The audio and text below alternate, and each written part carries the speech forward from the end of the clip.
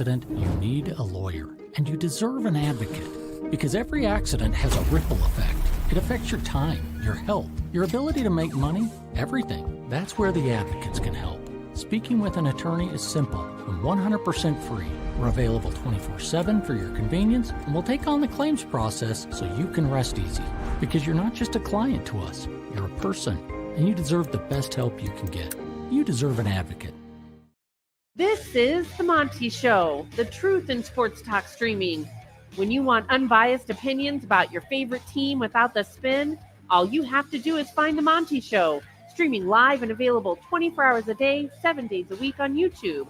And now, here's Monty. Hey, The Monty Show. As always, we are presented by The Advocates at theadvocates.com. You never reach into your pocket to get clear, risk-free advice from The Advocates. We are in the middle of the 100 most dangerous days of the year.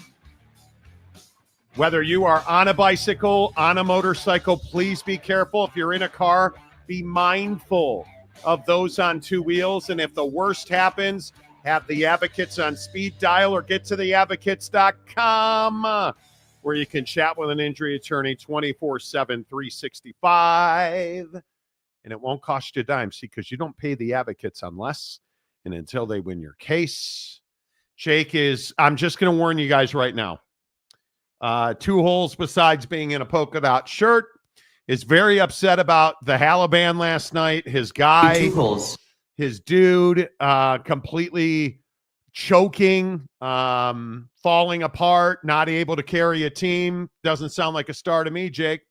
I just try to stand strong. Yeah. I would like he's playing to. on one leg, but it's fine. And it sucks. He's playing on one leg. Oh, he's injured. If he's playing on 3 legs, which I do every day, still human. he is not. He is not. They're not winning that game last night. Uh-huh. OKC is better than Indiana, and Tyrese Halliburton's not a star. Okay. And we'll get into you're going to die on this hill today, I see. Okay. You're going to die on this hill. Okay. Is he one of the main reasons they have not put this series away already? Yes. Yes, he is. Because they've had chances. I don't know. What do you mean they've had chances? They've had chances, and Pascal Siakam has been a significantly better player than Tyrese Halliburton in that series. Mm-hmm. And I think that it is hurt the Indiana Pacers that they don't have a go-to guy, because Tyrese Halleburton isn't a go-to guy. And now he's got this calf strain, which you might as well amputate, because it's over. A calf strain is horrendous. It is terrible.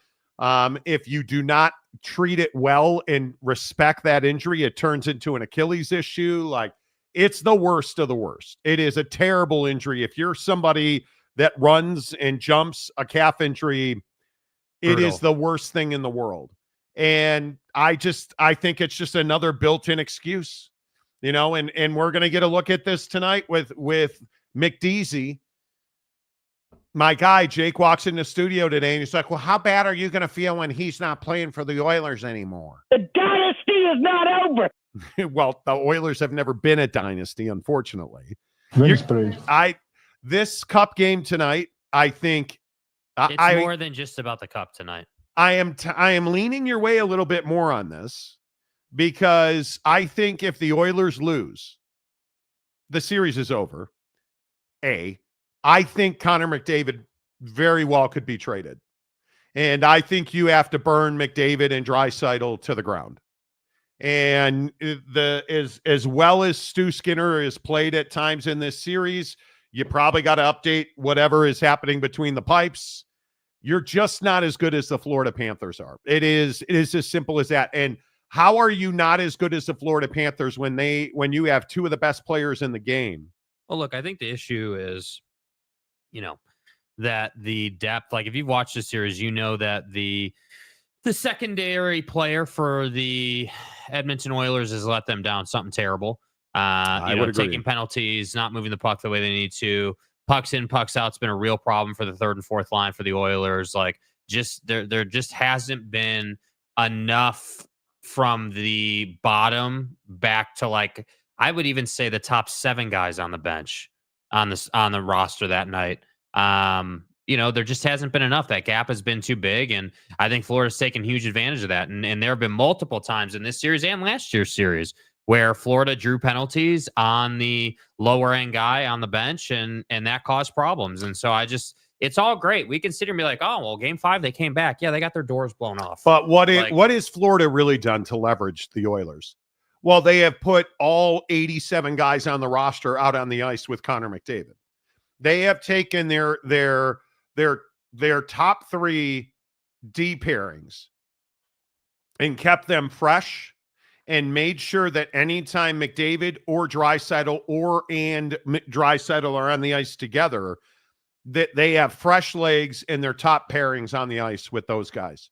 And Connor McDavid finally scored a goal in the 3rd period of this series the other night. And it's a historic goal because it puts him in the company with guys on a first name basis, Wayne and Mario. And he is the fastest players to 150 Stanley Cup points. And it tells you just inept is probably strong, but how weak the rest of that roster is. And that's what I'm saying. Like it's not a Connor McDavid, Leon Draisaitl problem per se, but the reality is that the Oilers don't have what they need to overcome this Panthers team. 100%. And it's so frustrating because I'm not even necessarily, an Oilers fan, right? Like I'm a Connor McDavid fan, clearly, but it's so frustrating that one of the greats in the game can't seem to get over because his teammates just are not helping him. His teammates, in fact, I would say, are putting them behind multiple times in this series. And whether it's foolish tripping penalties, it's stupidity and a lack of discipline, and understanding, And the funny thing is in hockey, and we see this a lot in different sports, whether it's the Halleburton or football or whatever sport you want to look at. The Halleburton. The secondary player has a singular job to do. Like, we're not asking you to go out and score 10 goals and be the whole offense. Nobody's asking, a 15-minute a night player in the NHL to do any of that. All we're asking you to do is take care of the puck for 40 seconds at a time and get your ass off the ice. Yeah, that's it. 100%. And their depth won't or can't or just, I don't know, won't do it. And it's killing them. And that's the hard part is I don't even feel like Florida has been miles better. I think that the Oilers have played like crap. Well, Florida's forecheck has been significantly better. And I think between the forecheck and their absolute domination in the neutral zone, because I think Florida's done a really nice job of slowing McDavid down. Because once McDavid gets ahead of steam, he's arguably the fastest player in the NHL. Mm-hmm. They've done a really nice job of keeping him from entering the zone with momentum. And I think it's changed the way this series has been played. I don't believe that Edmonton is a gritty enough team, especially against the Panthers, to go play dump and chase. And if you don't bring the puck in with possession and momentum, I think it's awfully hard to beat Florida. And I think Edmonton hasn't figured that out. And you're about to lose your 8th cup game to them tonight. Yeah. And at some point you'll figure it out or you'll blow the roster up. I don't know which one it is, but it is frustrating to me as a massive fan of Connor McDavid's and as a massive fan of Leon Draisaitl, mainly because I'm a massive fan of the Blackhawks and we have nothing to root for. But my point is I want to see Connor McDavid win a cup. And sadly, we're going to do this thing where he's got to leave Edmonton to go win a Stanley Cup. Yep. And it should never happen. But that's the reality of today's NHL. That's the reality of it. So, all right, couple of shout outs. Dana Marie, a member for 4 months.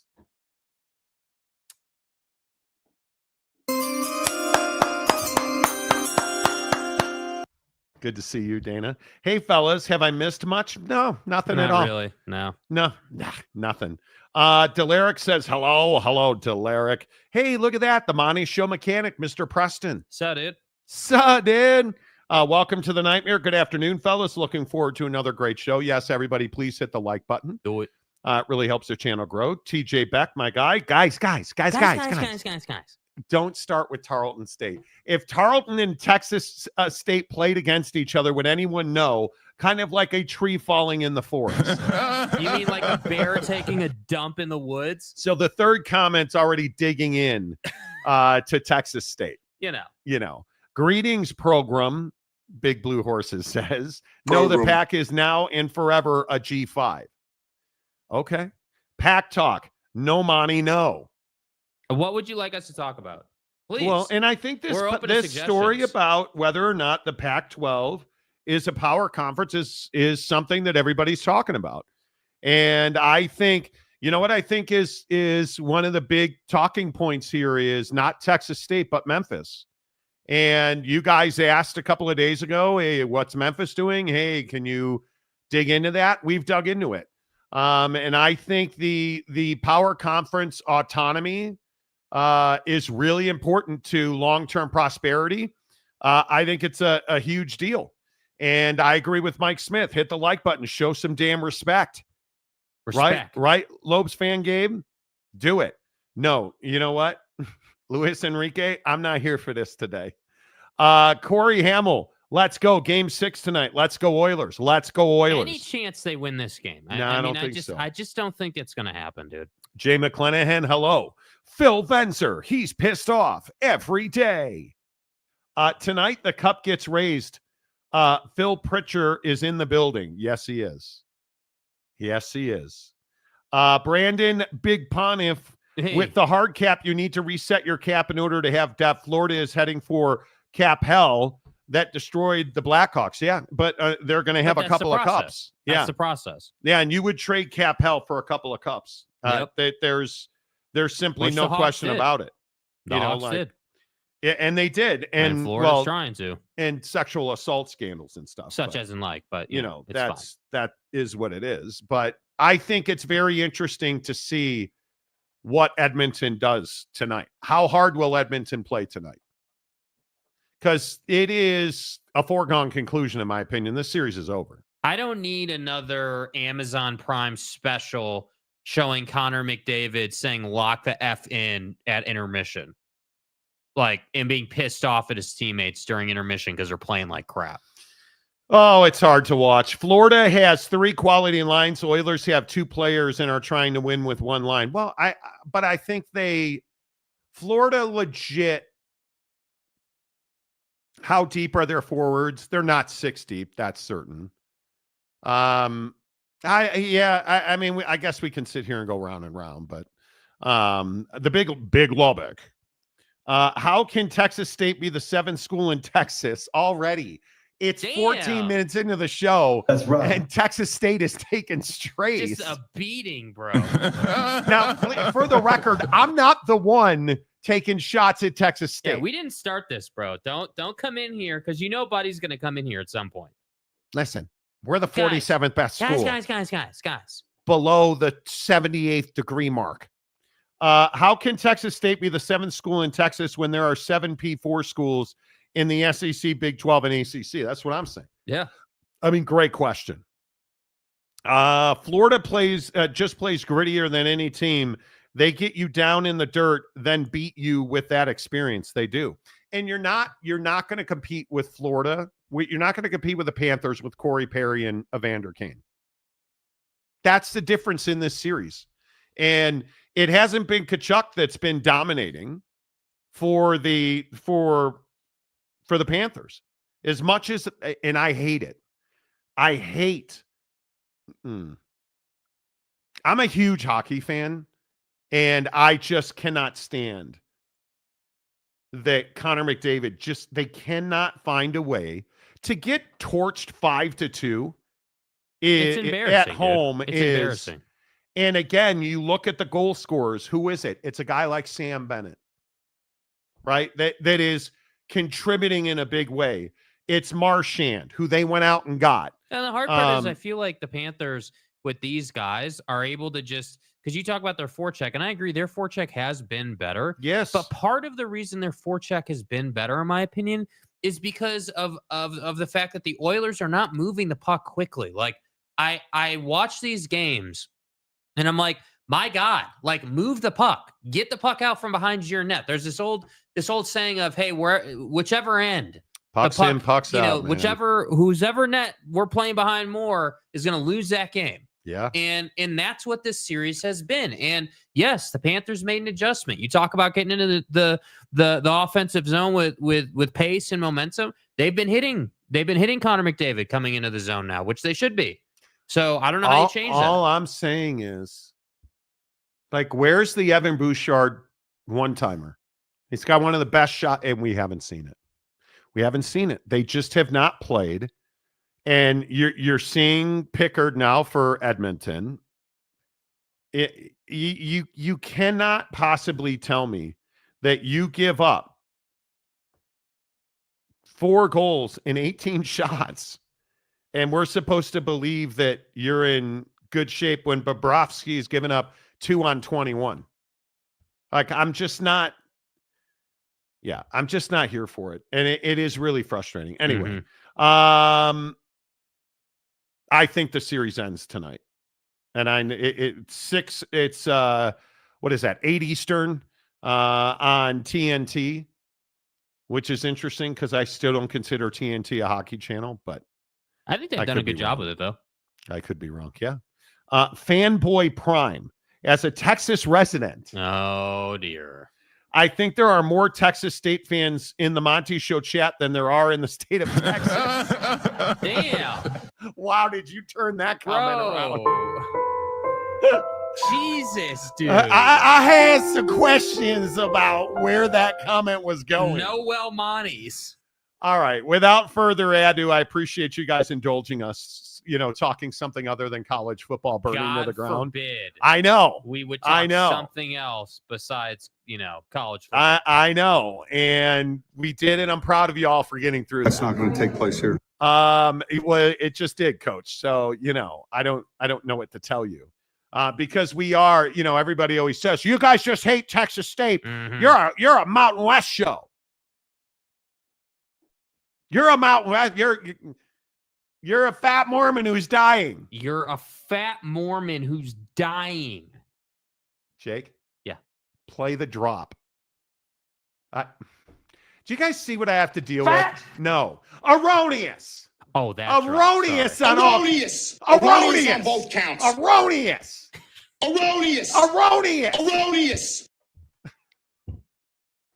I'm just going to yell. Erroneous on both counts. I'm just going to yell that. Hey, Monty, you and I both know the Pac-12 is a power conference. Erroneous. Say it. Erroneous. Yeah. Erroneous. I want you all to know I feel better, and I continue to delay talking about it, but I want you to know I don't feel better. That's erroneous. I don't feel better at all, but, I think it's fine. All right, let's go. Good for you, buddy. Yeah, thank you, Coach. I appreciate that. Let's get into it. Is the Pac-12 a power conference, as it says on the graphic right there? What does it mean to be a power conference? I think this is an important distinction, because to answer the question of, do you believe the Pac-12 is a power conference, I think you have to understand what that means. What that means is you play by a different set of rules than everybody else. Everybody else can play by your rules, but the power conferences, the autonomous conferences, are allowed to play by their own rules. And what that essentially means is you're making more money, you're bringing in more ticket sales, you're bringing in more TV viewership. That's really what it comes down to. You have the ability to operate with autonomy inside of these special rules that allows you to make more money, that allows you to compensate athletes in different ways and at different levels than the new G6, if you will. That's essentially what it means. And what it also means is you make more money because more people watch you on TV and more people come to your games. That is the layman's very basic, lowest level definition of what a power conference is. You play by a different set of rules that allows you to make more money. And therein lies the problem for the Pac-12. Now, I understand the Pac-12 fans believe they're already a power conference. The autonomous designation was stripped from the Pac-12, And it is going to be nearly impossible to get that back. I have talked to a lot of people in administration around college athletics, and it is going to be very, very difficult to get autonomous status once more for the Pac-12. Is it impossible? Nothing's impossible. Is it likely? Highly unlikely. The Pac-12 will become a power conference again. And the reason that matters is because the Pac-12 will not have access to multiple bids into whatever the college football playoff is going to turn into over the next 2 to 3 years.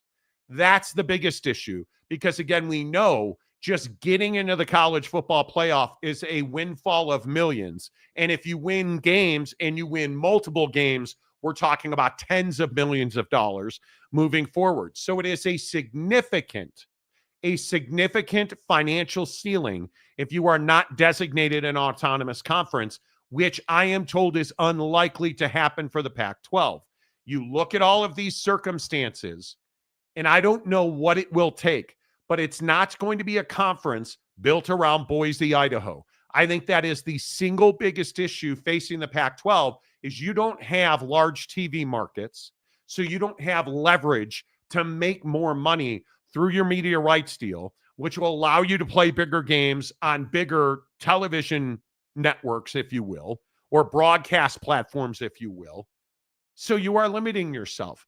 And the question is, when you look at the roster that the Pac-12 is putting together, and you say to yourself, hey, this is a West Coast conference, nothing wrong with that. But you don't have Los Angeles. That's a big hole in your West Coast conference, right? Because you lost SC and UCLA. That's why somebody like a St. Mary's becomes a really important add because it gives you a university in a major market like the Bay Area. That would be ginormous, which is why so many people are talking about St. Mary's joining the Pac-12 at some point down the road. But you begin to look at who is in this conference. It is, in fact, the San Diego States, not a big football school at the moment. It is, in fact, a Fresno State who is financially strapped because of the Cal education system. You look at Gonzaga. Gonzaga is a great partner. There's no question about it. However, they don't play football. So now you come to the news of Washington State today, who we understand, as I have told you, and I know, again, we don't do I told you so Tuesdays on the show. Right. But as I've told you, Washington State, its faculty and staff are trying to find every way not to spend money on athletics. So the news today that Washington State has eliminated the field portion of its track program, which means pole vault, which means anything that's not a running sport, is no longer in place at Washington State. And you are starting to see that Washington State University Athletics is cutting anything it can cut out of its athletic department. That tells you one thing right there. They are not going to spend money. They are not going to leverage every single dollar they can to win at the highest level. So one of your biggest brands in the conference, and there's no question in the Pac-12, Washington State's a really significant brand in that conference. Well, one of your most significant brands now is trying to find ways to spend less money in athletics, not more, which right there, Jake, likely means that the Pac-12 can't even make a case that it is a power conference. Certainly not. And I think that the Pac-12 is a conference that, I understand that there's, some momentum here and there's some exciting things happening and there are some wins happening, and that's great. That's awesome. But that doesn't mean that we can overshoot or exaggerate or somehow stretch the truth about this conference. And the truth is they're not a power conference. And you don't have the membership, you don't have the finances. In my opinion, you don't even have the pedigree to even be considered a power conference now or into the future. And I think that's the hard part. The old Pac-12 was most certainly a power conference with the brands they had, but that's not the same conference, that it is today. And I just think that Pac-12 fan, Pac-12 supporter, Pac-12 homer is going to tell you, hey, this conference is going to, buy our way back and we're going to get an AQ and we're going to be a power conference again and we're going to do all these awesome things. But the problem is in order to do that, you got to beat the big boys and you have to compete at that level regularly. And most importantly, which this is what I think really pisses people off, is the other four conferences, the other four, power conferences. want nothing to do with putting in another piece of the pie, right? They don't want to cut someone else in on their revenues. So to me, I just sit here and I look at it and I say, it's not a bad thing not to be a power conference. Like, it's okay to compete at a lower level and just deal with that. Like, at one point you were a power conference, everything that's happened. So this is your new reality. Be good with it, accept it, learn to thrive with it, because it's not going to change. And I just think that the Pac-12 leadership doesn't ever want to take a step back. Their pride has clearly kept them, both in the past and now, from making good decisions. And to me, I look at this and I say, bro, it's okay not to be the top dog constantly. It's okay to say, yep, we're going to be the best G5. We're going to operate in a really profitable way. We're going to do it in a way that benefits our student athletes, that benefits our member institutions, and we will go from there. But this notion that I constantly see on X, and I see just everywhere in our comment section, oh, they're a P5. You guys hate the Pac-12. They're way better than the Mountain West. I just don't think we can factually say any of that. I think that there's so much opinion and emotion on this, because stuff like Washington State cutting out the field portion of their track and field program today, that upsets people. And I get that. But, we got to be careful with saying things like, oh, these guys are definitely going to climb back into the power conference equation, because I just don't think that's true at this time. Yeah, I think it's a really important conversation, though, because the Pac-12 clearly has captured the imaginations of its members and fan bases, right? Which is a big part. If your fans were unenthusiastic about joining the Pac-12, okay, you would have a bigger issue. But my point is, if you are not, this can't be the finish line. If you're the Pac-12, what you've added, and let's assume, because again, I've been told that Texas State is a fait accompli, they're in. If that is in fact the case, that can't be the finish line. I think adding St. Mary's is a really an imperative move for basketball. You've got to make as much basketball money as you can. I think it's huge. Like, you look at, did anybody catch what the AAC did today? Speaking of Memphis, and maybe it wasn't today. Was it yesterday? Yesterday, I heard about it last night. Mike Tranghese, the former Big East commissioner, who some believe is a basketball guru, was added to the AAC as an advisor, a strategic advisor on essentially how to grow their basketball prominence and revenue. Well, why are they doing that? They're trying to keep Memphis. That's why they're doing that. And is Mike Tranghese a big enough name to do that? Maybe. But if you are the Pac-12, you're certainly in a better place than I think a lot of the G5s are. Does that include the AAC? I think it's close. The problem is, this is a very important conversation here. Should Memphis join the Pac-12 as football only? And if they join the Pac-12 as a football only, do they join the Big East for basketball? Because the issue at Memphis is, I don't believe, is their football stability. Their biggest issue at Memphis is their basketball program is far outperforming the rest of that conference, which is pulling down the revenue for Memphis in the AAC. It's this glass ceiling, if you will. It's not really even glass. You can perfectly well see it there. The rest of that conference is pulling Memphis down. And I think hiring Mike Tranghese at the AAC at the conference level is a massive push forward, because you have got to light a fire under the ass of every other school in that conference to start winning basketball games today if you are going to have any chance of keeping Memphis. Because Memphis, I think the other part of this discussion is Memphis pulled $11 million out of the AAC last year. You're not getting anywhere near that in the Pac-12. And it's interesting. We talked about it yesterday on the show. We've been told that the Pac-12 is looking at, has had conversations around $65 million a year, which with 8 full members, you do some math, they're looking at $7 million a year, essentially. Now, today, a number of people reached out to me and said, that's not true, Monty. They're not getting, okay, cool. Whatever you look at, let's say it is $65 million. There's a big difference between $11 million and $7 million. And if you are Memphis Football, and if you're Dr. Ed Scott, how much is it going to take to put Memphis Football in the Pac-12? How much is it going to take? A good bit. And is that a move that can happen now when the AAC just hired Mike Tranghese today? I'm just trying to understand why Memphis would consider this. And this is what I said about Boise State and others. You know, I understand that, you know, for the West Coast schools, regionality plays a big piece, and it was just convenient for you that way.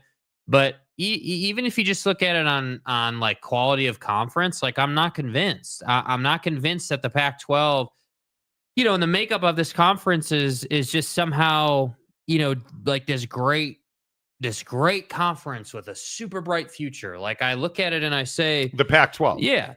Well, in football, it's a big step up. I mean, it just on the facts of having a Boise State game every year and an Oregon State game every year, that's a big step up. That is, it is, because you look at but is it a big enough step up? That like I look at this for Memphis and I money say, dude, talks, bro. That's the bottom line. Yeah, and I sit here and I say, like, again, anytime money comes up in the Pac-12, my first question is, what are you netting in the Pac-12? Because there are so many question marks about what you're going to have to pay. I like, you just can't reasonably like, oh yeah, it's, you know, we made 11 million in the American. Now we're gonna match that in the Pac-12, but you're not, because you're gonna have to pay 3 million here and 2 million there for legal fees and yada yada. Like there's just baggage, and that's what's difficult, and that's where I say, you know, I just don't think it makes a whole lot of sense for Memphis. If you know, if Memphis, and just for conversation's sake, as an example,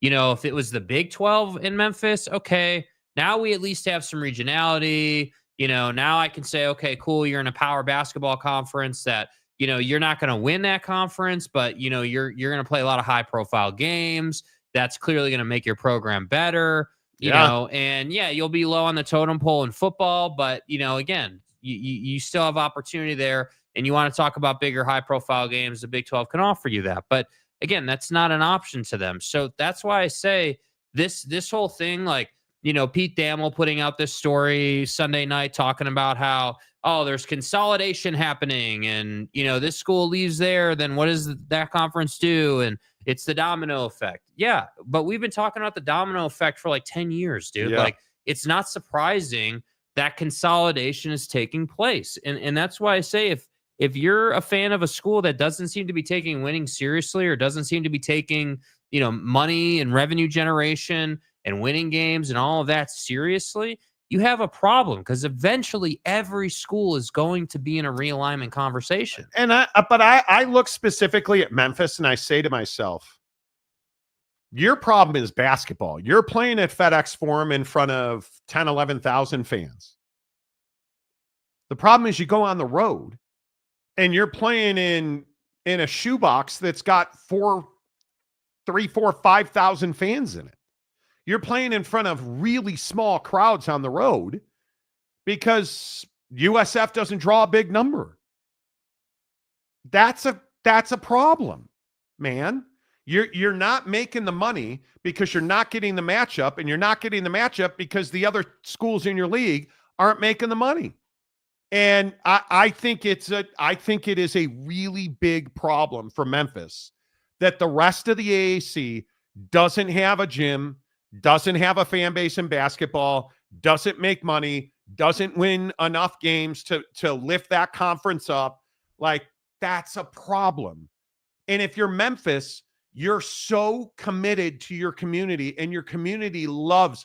Do you understand? And I don't know how many Memphis fans watch the show, but Memphis basketball is the city of Memphis. The University of Memphis is such an important part of that community. What Penny Hardaway means to that community, what that program, what those kids, what that building on a game night means to Memphis, with the socioeconomic issues going on in that town. that you can be excited about Penny and Memphis basketball, that means something there. And it means nothing when you go on the road and you're playing in front of 4,000 or 5,000 fans in a really small box. That sucks. Yep. That sucks. And I think when you start and listen, again, my college basketball team is North Carolina. I'm spoiled. Right? My college football team is Notre Dame, but we don't play basketball at Notre Dame. I believe they eliminated the basketball program at Notre Dame. I could be wrong. I just know that we haven't played a physical game in, I think, 10 years.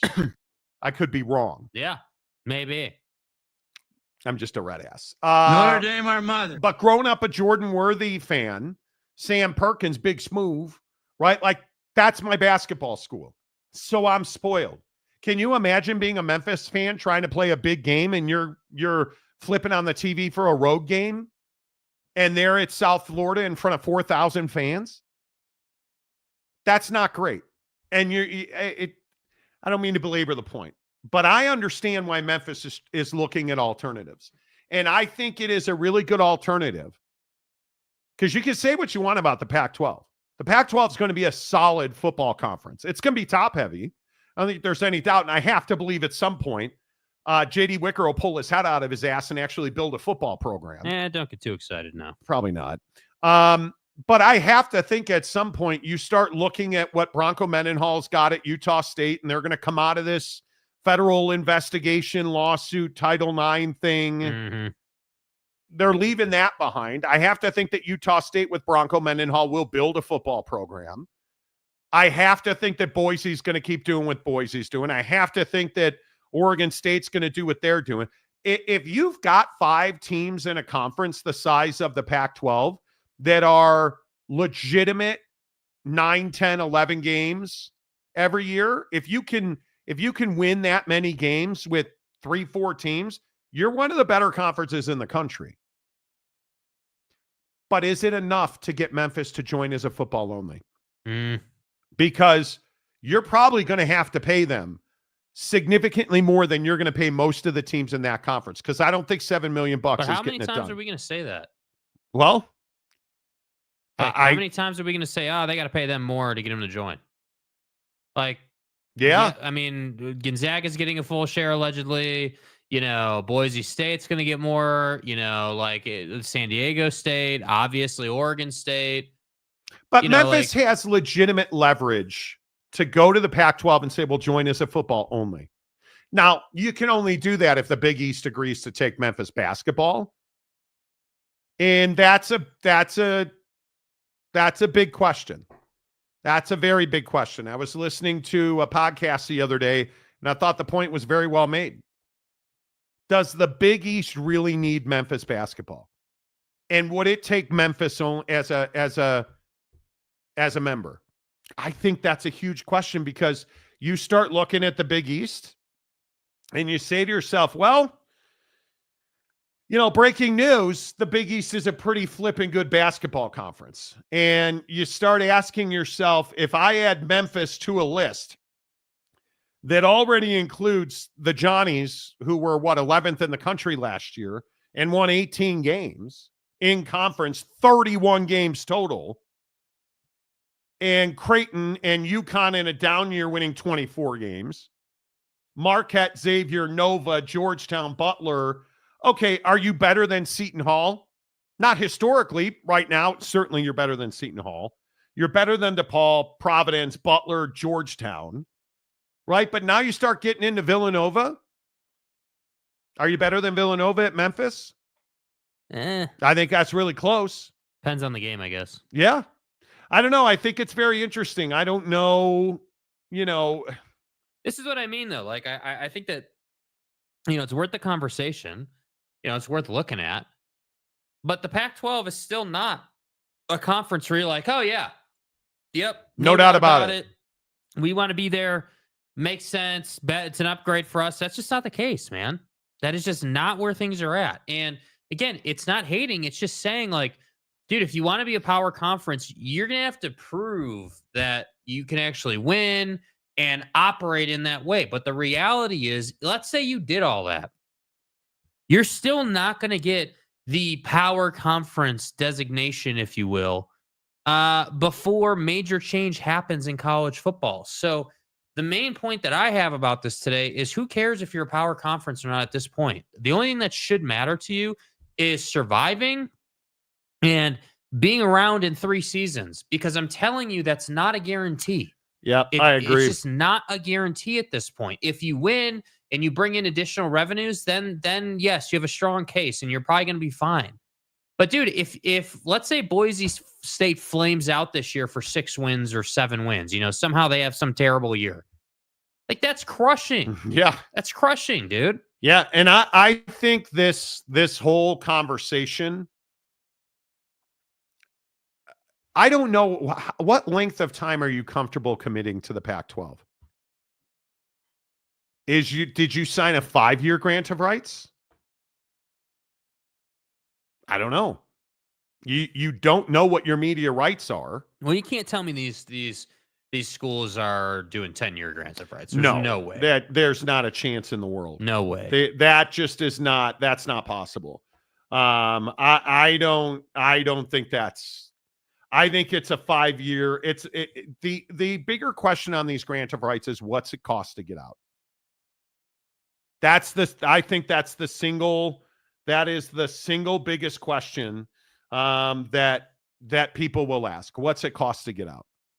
And I think if you sign a 5-year grant of rights, you better have a way to get out affordably. Yeah, well, that doesn't include lawyers. Did you not learn your lesson from the ACC?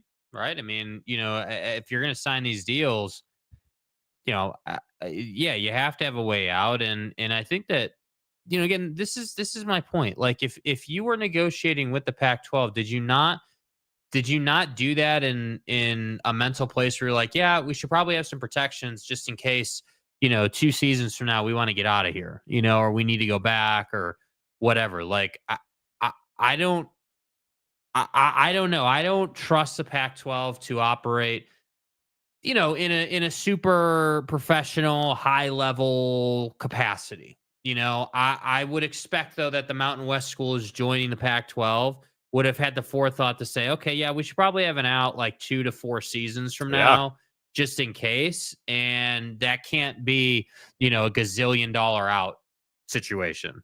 That can't work. I agree. All right.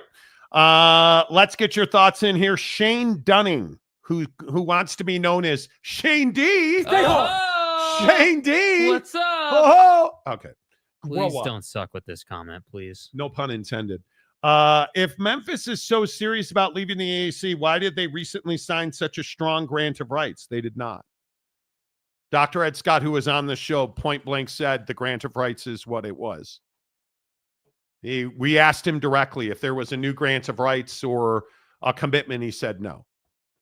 So I'm gonna side with him.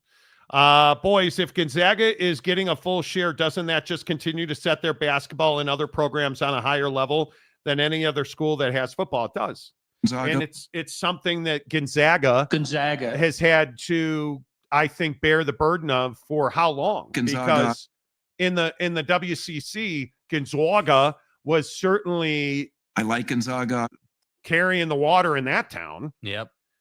Gonzaga comes over to the Pac-12 and they're getting a full share, but you need them to do well. Gonzaga. If you're the Pac-12, that should be a rubber stamp. How many teams are we getting into the basketball tournament? Well, Gonzaga and who else? Wall, bro. Gonzaga, oh yeah, for sure. San Diego State, oh yeah, for sure. Like, you need them to be carrying the bar, if you will, in the Pac-12 for basketball.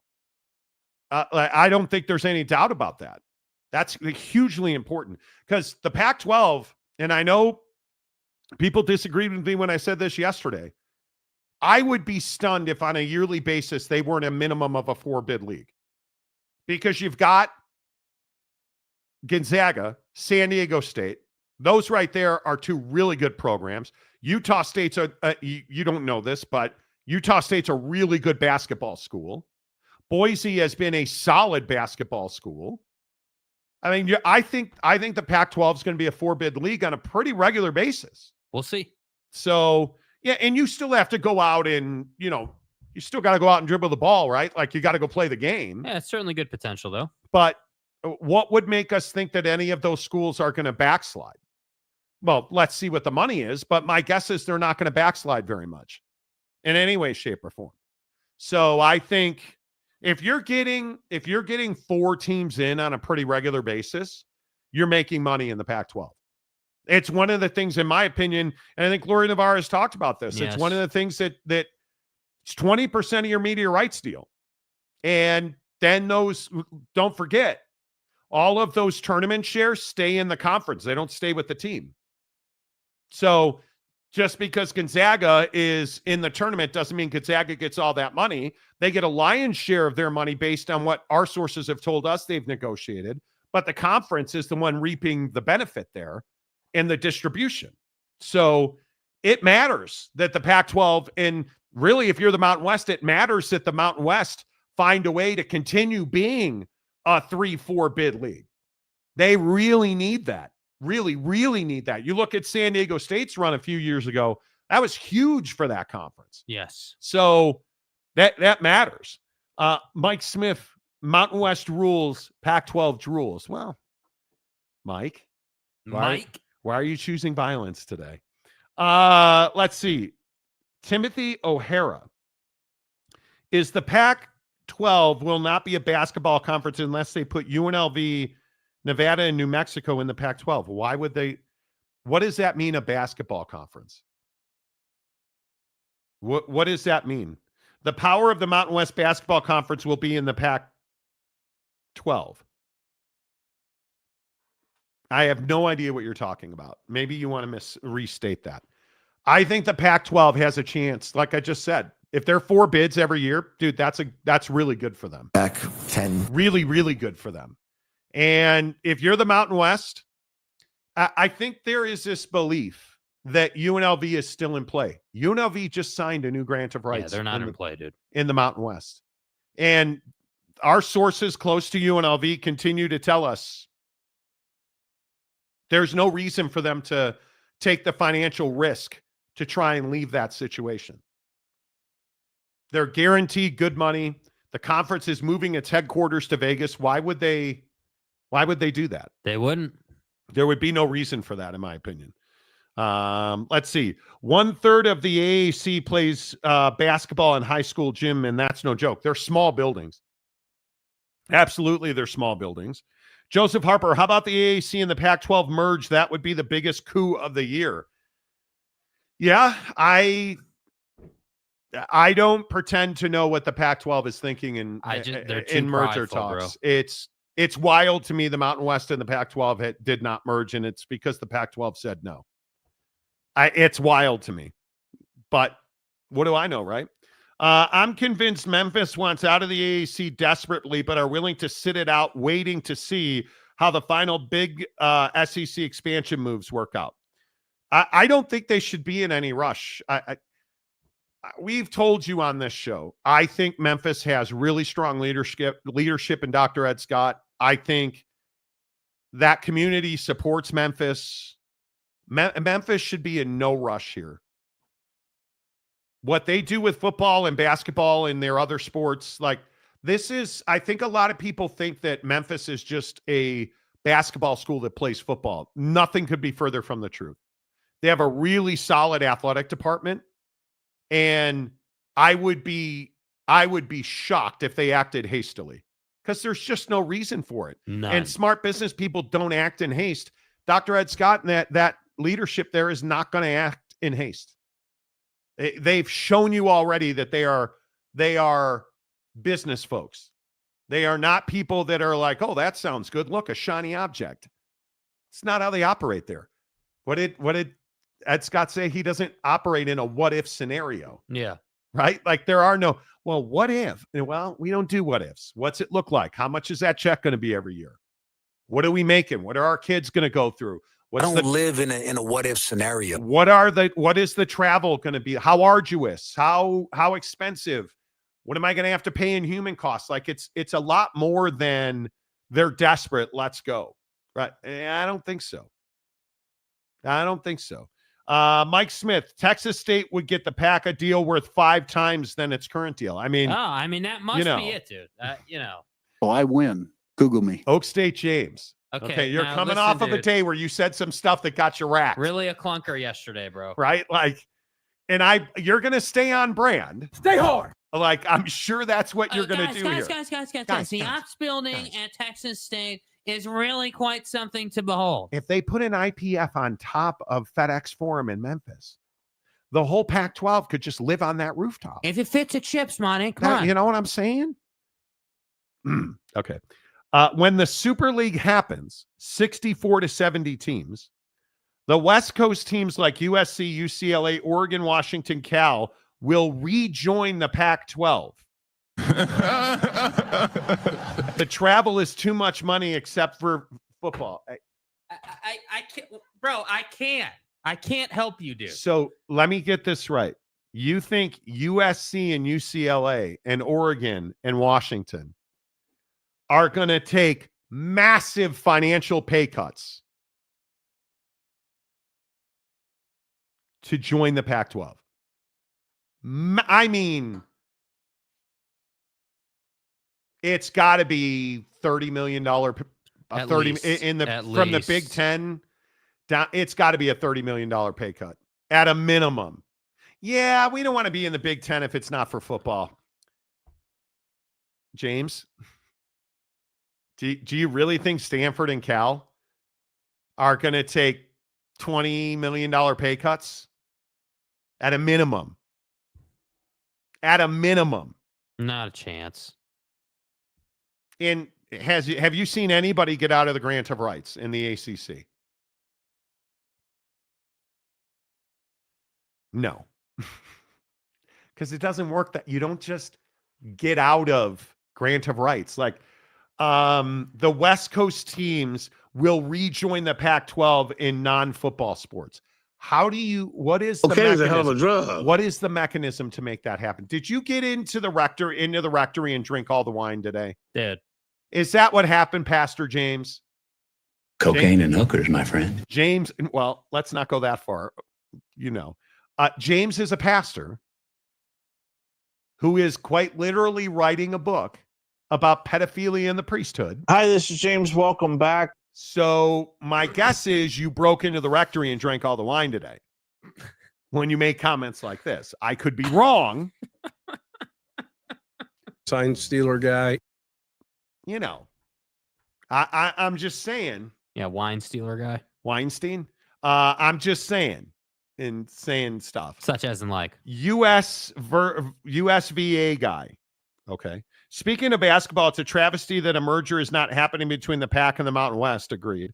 Just imagine Gonzaga going into the pit every season. Could be amazing. Imagine Gonzaga going to GCU every year. Gonzaga. Could be amazing. Let's see. Delaric, who's been a member for 27 months. Nice. I would know because I went to Tarleton. Oh, let's go. Tarleton guy. A Mustang graduate. I have no idea what Tarleton's mascot is. Please, God, let it be Mustang. You're in Texas. It's a Mustang or a cowboy or an oil barrel. It could be a rig. The Tarleton oil rigs. The Tarleton Golfs of America. I have no idea. Here you go. The Tarleton State Cowboys. Texan Rider. What? What is a Texan Rider? Is that real? Yeah. Yes, the Texan Rider. What's wrong with your drops today? That one's just that one glitches sometimes. What? Their official mascot is the Texan Rider. Okay, you're gonna make me look it up. Okay. What the hell is a Texas Rider? Yeah, otherwise known as your mom. Okay. Thank you for that. Thanks, Jake. My bad. I'm sorry if you're offended by that. The Texan Rider is the athletic mascot of Tarleton State. Come on. Come on. Come on, dude. Which is what I say about Texas State. Come on. How the flip did you become a Bobcat in the state of Texas? Like, what? Oh, shit. Come on, man. Bro. A Texan rider? Okay. Let's ride. Luis Enrique tactical positioning strategy. Yeah. For $5. If you're not in a P4 now, do you have a shot at a Super League? I believe you would. It's all about money, though. You have to understand the main thing, and we can sit here and talk about autonomous. And do you understand that G6 programs, and I say G6 now, the 6 smaller conferences are spending $20 million, $30 million on athletics? Do you understand that the power conferences are spending $125 million on athletics? Their budgets are hundreds of millions, not tens of millions. And you're looking at universities that are just playing in different zip codes, man. This is the separation of classes. Look at American society. You have millionaires and then you have people who can't pay their rent. That's what this is. You have millionaires and then people who can't afford to buy more creatine. Like that's what this is about. You're talking about tens of millions of dollars where every penny counts, and you're not buying an extra shoelace because the budget doesn't allow for it. Whereas at major universities, Ohio State, Bama, the big boys, they've got all the shoelaces you could ever hope for. Like, it is a complete different. And if you're going to play in a Super League, that $100 million now becomes your football budget. So, and in talking to some of these private equity firms and these private money folks, they're not investing in college football to lose money. And if you're going to make money, you're going to have to spend considerable money to make considerable money. And if your football program is paying players and having an infrastructure cost that is in the upper tens of millions, bro, I mean, what are you going to say to Tarleton State?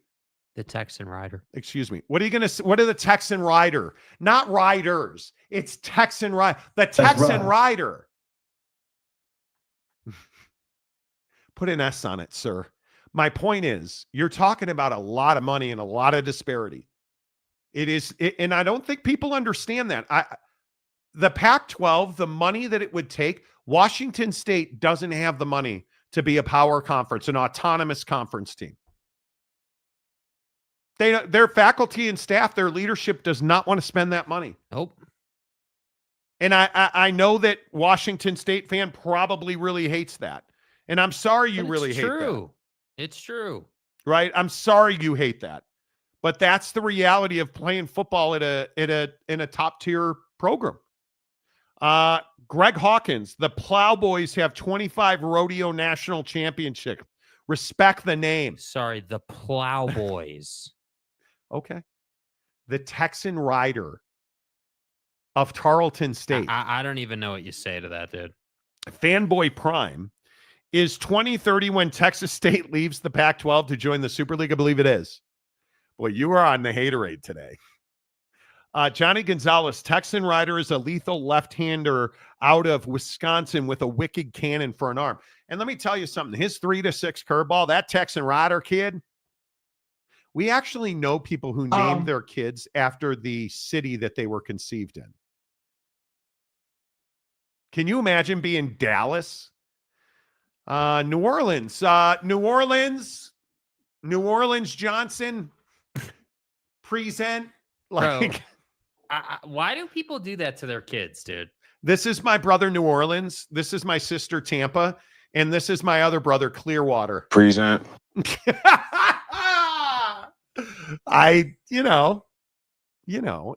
just it's messed up, man. It is what it is. It is what it is. No, Eric, he's not leaving Pittsburgh. Why would you ask me about TJ Watt in the middle of a Pac-12 conversation? He's got no class. Boyd Lake, lots of Raiders and Ranger mascots in Texas. Texas. This is my brother Tarleton and my sister Bobcat. Here I am. What? Jeremiah Sullivan, whose last name is Champion. Is that the 6th best team in the state or the 8th? Well, I am Tarleton Texan Rider. Tarleton Texan Riders. Is it Riders or Rider? Google has it as Rider. Rider. no Google has S. it as Rider. Rider. The Texan Rider is the athletic mascot of Tarleton State University. I'm just here. I'm going to put through an executive order here on the Marty program where it's Texan Riders. Yeah, boy. So saith, so shall it be. Okay. If All right. Harry B. L.S. Okay. Al Okay. Sack. Nice sack, Al. Would it be a good idea for Stanford, Cal, USC, UCLA to schedule non-conference games against San Jose State, San Diego State? They all play each other. Thoughts? Not in football. Not in football. And I think UCLA, when you're down the way they're down, and I know they got Nico, I Am Your Mama, Liava and stuff. I know that they got Ima Liava. Yeah, best quarterback ever. $4 million deal that never happened. I would tell you that UCLA needs to schedule up because they're going to lose a lot of games.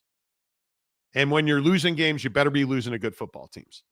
I don't think that makes a lot of sense in football. Basketball, sure. Basketball, elite teams win 30 games, and a good part of those games are not against good teams. So, look at that. The Chad Carter. Wow. Back in the hizzy. You're back. Let's go, man. Hope the well is still going good for you. Yeah, I hope it's still welling. Welling and stuff. Chad, good to see you, man. Oh boy. Stadium Guy James for $10 usually is vitriol. When Oak State James, or excuse me, Horny James, when Horny James gives us $10, it generally means he can't afford a brisket sandwich at Buc-ee's tomorrow. That's his Buc-ee's money. So usually that $10 is what is paying for some vitriol. Yes. When the GOR is up, example, USC and UCLA, can play football versus Ohio State and Michigan.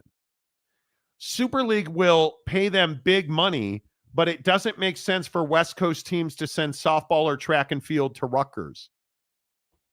Right, but you're not going to leave the money behind because it's not just the grant of rights. James, I know you know this.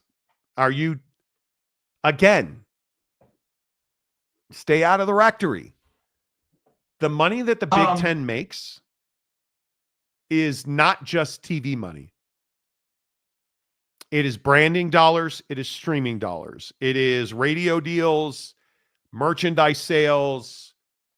It's better to be in the Big Ten doing business than it is to be in the Pac-12 so you don't have to travel. And if you look at USC and UCLA, they were in a completely different situation than they are in now.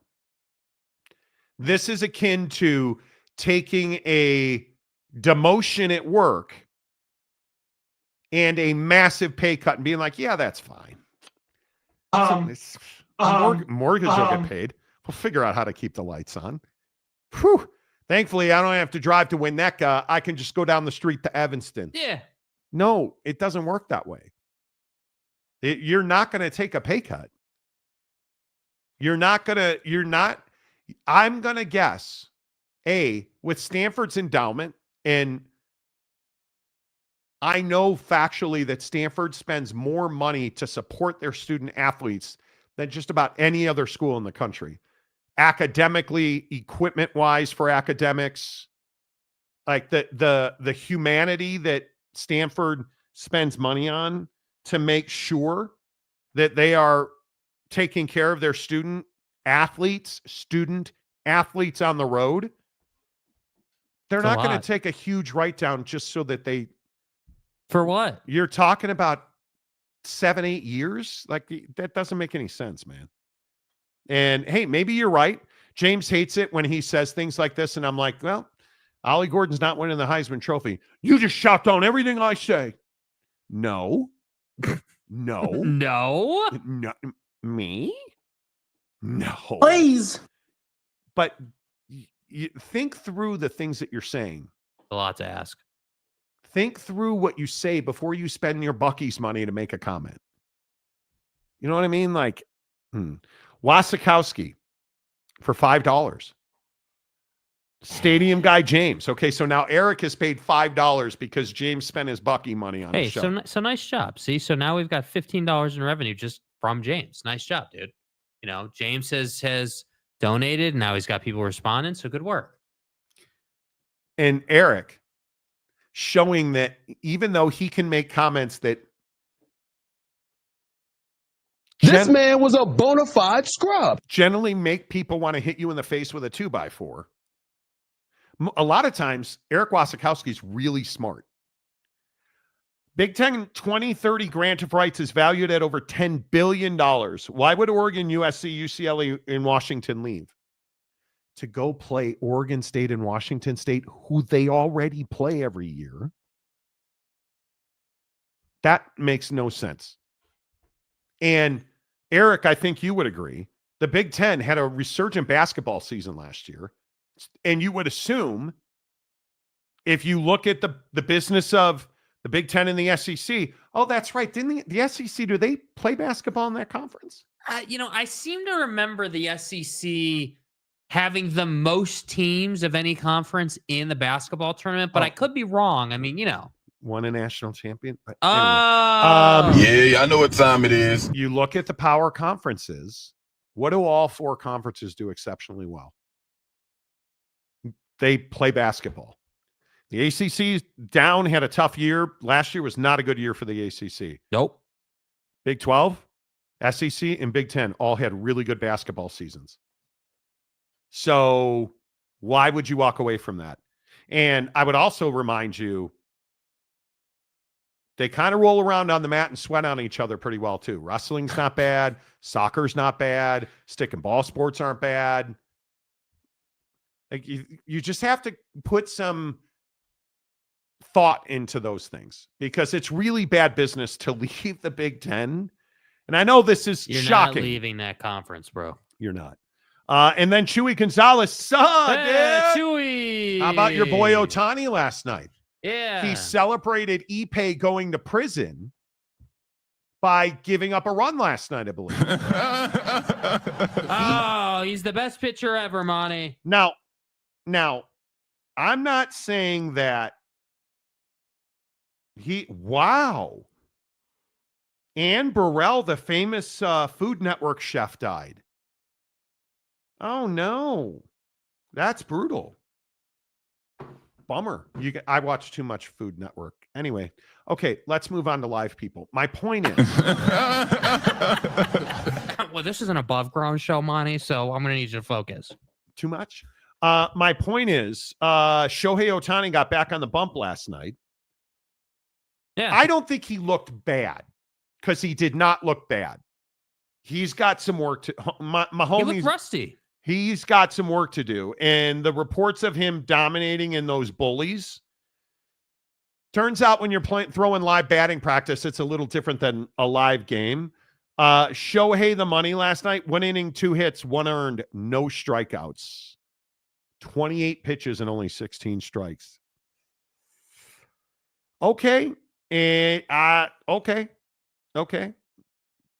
That's a little concerning. He's going to have to be significantly better. And I'd remind you, that was against the Fathers of San Diego. The Padres hit him pretty well. So anyway, but it was good to see him back on the bump. Mm-hmm. It was. But I agree with what you said yesterday. The Dodgers have, and I can't believe I'm going to say this out loud, the Dodgers have pitching problems. And if Clayton Kershaw is truly an ephus pitcher now, did you guys see he threw a 46-mile-an-hour pitch the other day? Hey, man. If he is going to be a soft-tossing lefty and not get a lot of guys out, they really need Shohei to pitch well. Because what he should do is be a DH and a pitcher. No play in the field. His elbow is really gentle. I'm not going to say the other fragile word, but fragile, gentle. Right. They need him to play first base. And he's not gonna, because they're gonna wind up. Because I'd remind you also, what's one of the biggest stories in Dodger country right now? Mr. Freddie Freeman not hitting home runs. I think, isn't he at 33 games now? Something like that, yeah. It's not hitting home runs, which is really concerning. So it is going to be interesting to see.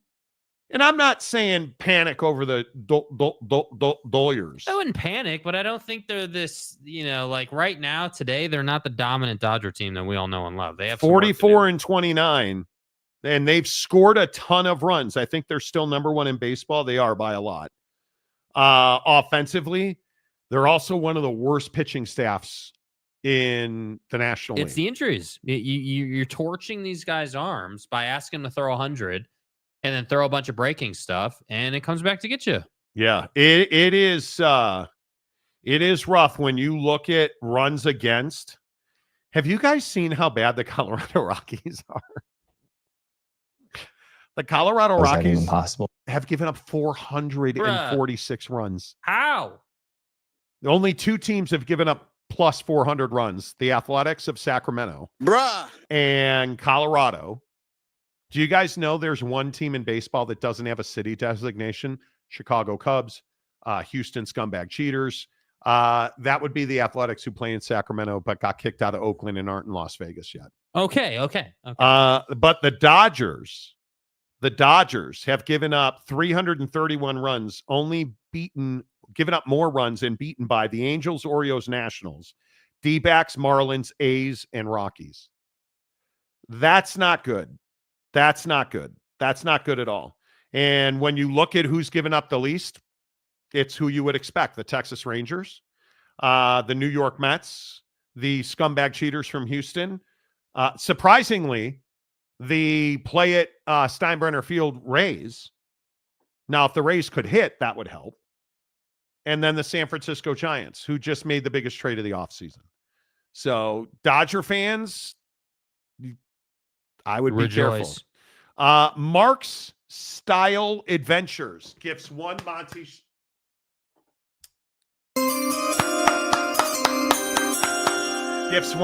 Show membership. Appreciate you, Mark's Style Adventures. Are you a Texan rider, or what's the deal? Yeah, are you a Texas State Bobcat? Yeah. By the way, the Big Lubbock is the one that picked up Mark's Style Adventures. Okay. So nice. I like it. Johnny Gonzalez, Colorado is thinking about dropping their pro baseball team. Look, man, if we join the Pac-12, do we have to play baseball? The Rockies would like an answer on that post with. I was just voted in as class division rep for our competitive circuit in Colorado. Hell yeah. What does that mean? What are you competing in? I'd like to know. Sergeant Moorhew. Anyone going to UCLA at UNLV? I'll see you there in week 2. Okay, let's go. Maybe we put together a trip. Fanboy Prime. I can't wait till the Big Ten grant of rights is up so I can see UCLA, USC, Oregon, and Washington non-football sports rejoin the PAC and travel down to San Marcos, Texas to save on travel. That may happen. No, he was being a red ass. He's essentially saying, yeah, all those schools are going to save money on travel unless they have to go to San Marcos, Texas. Do you know what that's like these days? How we getting there, Mom? We're taking a bus, little Jimmy. No Monties. We're road tripping, son. No, I'm fine. Mark's Style Adventures.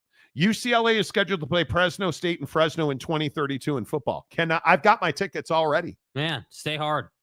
Okay. Chewy Gonzalez, don't be surprised if Walker Buehler comes back to LA.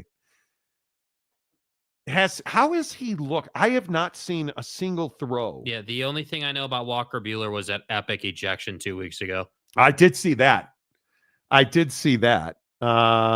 Ooh. I knew he was having a tough year, but 743 on the road. His ERA is 743. 5-4, 501, 51 Ks, and a 7.43 road ERA. Yeah, I'm going to say that's not what you want to see. He gave up 5 to the Yankees on Friday. Atlanta got him for 5 more in Atlanta. Cleveland got him for 3. Tampa got him for 2. And then Texas got him for 4. Yeah, wow. Because it's garbage. That's not good. Nope. He did. He shut out the Mets 2-0. But he got a win. That was in 2 1/3. Okay. Yeah, that's not good. But he's going 6 innings on a pretty regular basis. Oh my God. Okay, so this makes sense. The 5 earned was in 2 innings at Yankee Stadium, and they lost 9-6. Oof. Yeah, the Cubs and the Dodgers are probably the most pitcher thirsty contenders in baseball right now. And we'll see what happens. Jeremiah Sullivan, whose last name is Champion. So after the marching band season is done, the subgroup that makes up the band kind of separates and does their own thing. The color guard, who's the flags, compete in the Rocky Mountain Color Guard Association. Okay. I mean, things I did not know. Yeah. Stadium guy James wants to clarify. Oh, okay. Whoa. I'm not drunk. What? Bro, we didn't say you were drunk. I just said you broke into the rectory and drank all the free wine. Ice, boom, pow. Whatever your flavor is, dude. You do you. I just have legit concerns about these non-football athletes who are having to travel across the country. Track and field, soccer, softball, baseball, right? But that doesn't mean that you cut your nose off to spite your face. Right. Right? I mean, if you think about what goes into, hey, what are we going to do? What are we going to do if we leave the Big Ten and we go to the Pac-12? Do you understand the financial devastation that move would cause? It would be far more than what the Mountain West is going to face if they lose like the poaching fees. And you want to talk about financial devastation? You're going to tell USC outside of football, and that's a program that plays high-level basketball. That's a program that is high-level in baseball, women's softball. Like, they have a legitimate athletic department, and you're going to tell them, go back to the Pac-12. Screw it. San Marcos, Texas is really nice this time of year. No, James, you're not. And I think everybody has concerns about that. So, but, it's fine. Greg Hawkins, the Rockies will never be good. They don't spend intelligently. Damn. Dude, you ain't kidding about that. Monfort is just using Coors Field as Denver's largest beer garden. And a tax write-off. The guy has openly talked about the fact that, it's so frustrating to me that you have so many teams. This is what pisses me off about the Big 12. You have so many teams who just won't try to win. Nope. Just won't try to win. But they're just going to try and profit. Dude, it makes me crazy. Legit. Jeremiah Champion. Colorado Rockies just need to do something. Yes. They should go to the flag bearer competition thing. The spirit team and stuff. The color guard. Thank you. I already forgot what you... I'm a terrible person. The color guard. Exactly right. TJ Beck. Jake, could you see Texas Tech ever joining or being invited to the Big Ten or SEC? They are obviously willing to write the checks to get to the next level. The only way that happens is if you win. I was going to say, but I also can't see...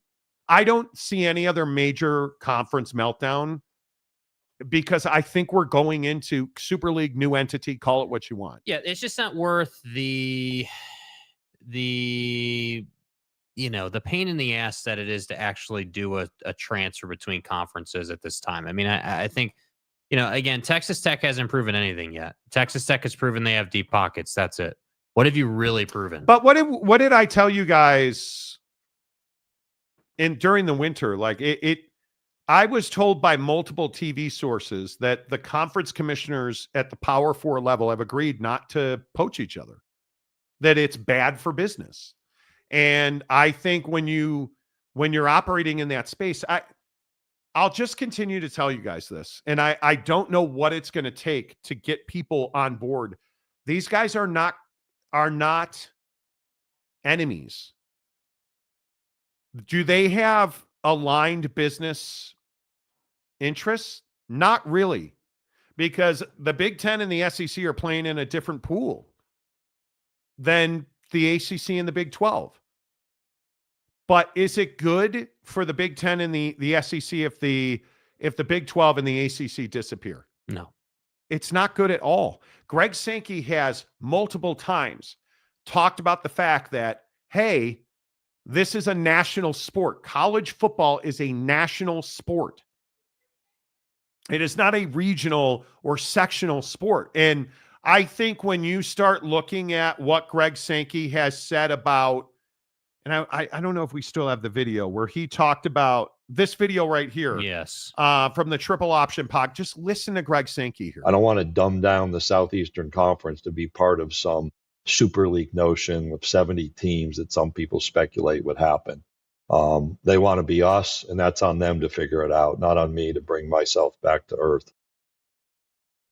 So what is he saying there? He's saying you guys need to win. Why do you think I constantly harp on people like Baylor, TCU, Joey McGuire, hell, Oak State? Because you're killing this conference. And I think to that end, that's why Utah has taken such a serious stance on, just winning in every sport. I mean, it's the firing of the basketball coach as soon as you weren't going to the playoffs. It's just every little thing that they're doing. It's the seriousness with which they handled the rollout of the house settlement. Like, I just think you see these schools starting to understand that, cool, we have money, but we have to win something because money without relevance is meaningless. You have to have the national relevance to go along with your spending effort. And that's where I say, like, to TJ Beck's question, like Texas Tech, love what they're doing. Give them credit. Great offseason. You're recruiting. You knocked it out of the park with the portal and NIL, and that's all great, but you haven't done anything yet. It was interesting. I was talking to somebody close to the Utah athletic department, and we were having this conversation about why did you fire the basketball coach before the season ended? And this person was telling me because we were sending a message to all of our coaches. And I think it's a really good point.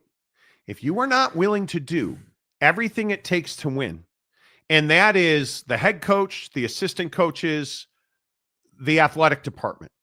And we were talking about basketball recruiting and the fact that the basketball team, in the eyes of the athletic leadership, one of their major problems was they were not recruiting and developing consistently at a consistently elite level. And they saw that on the floor. And it was very simple, according to what I was told about Utah basketball. What were we keeping him there for?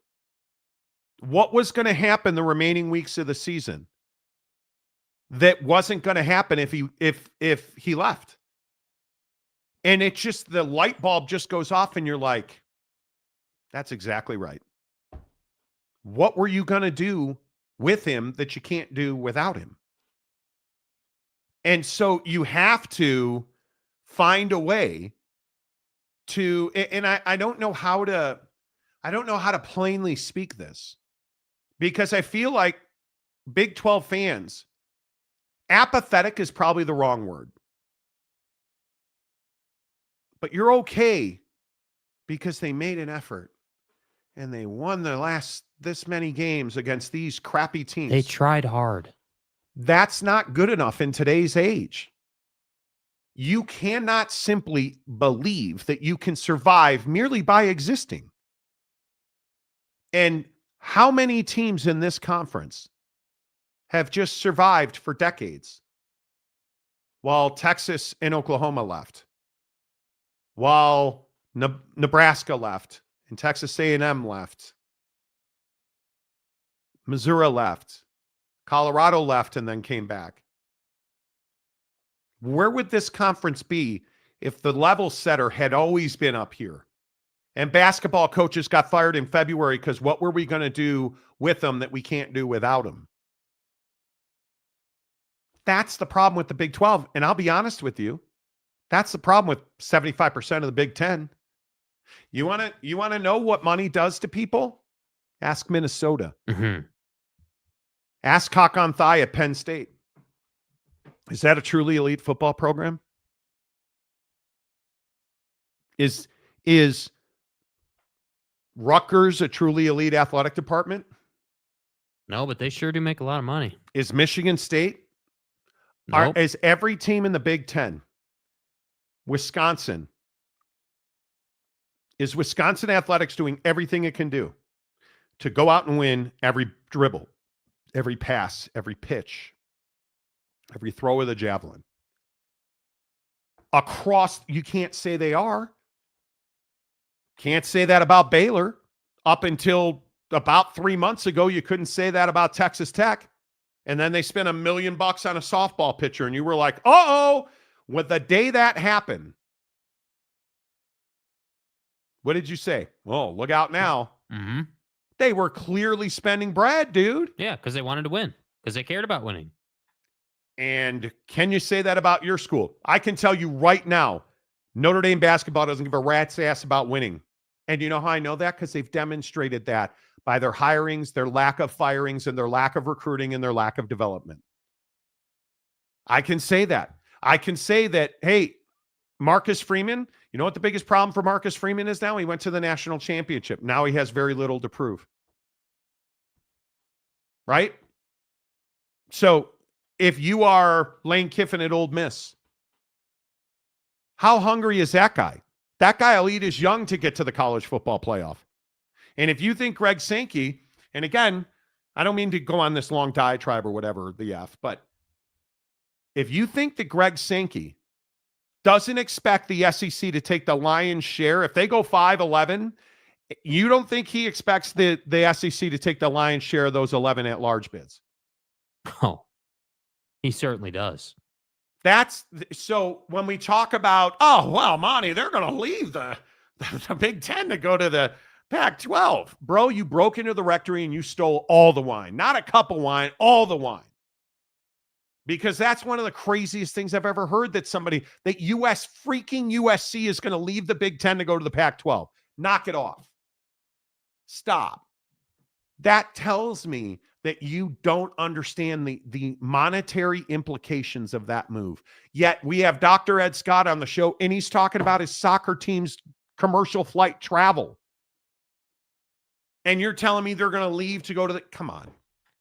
Like, it is remarkable how different the conversations are in a G5 athletic department compared to Ohio State, compared to a place like Memphis, where I think they want to win every game and every football game and every basketball game and every badminton tournament. I think they want to win every club sport, frankly. They get pissed off when they lose in the math team, if that's right. But that's what I want. I am so desperate for every athletic department in this country to be Mark Harlan. I hate what Mark Harlan did after the BYU game, and I think it embarrassed Utah. But goddamn, I wish that my guys did that at Notre Dame.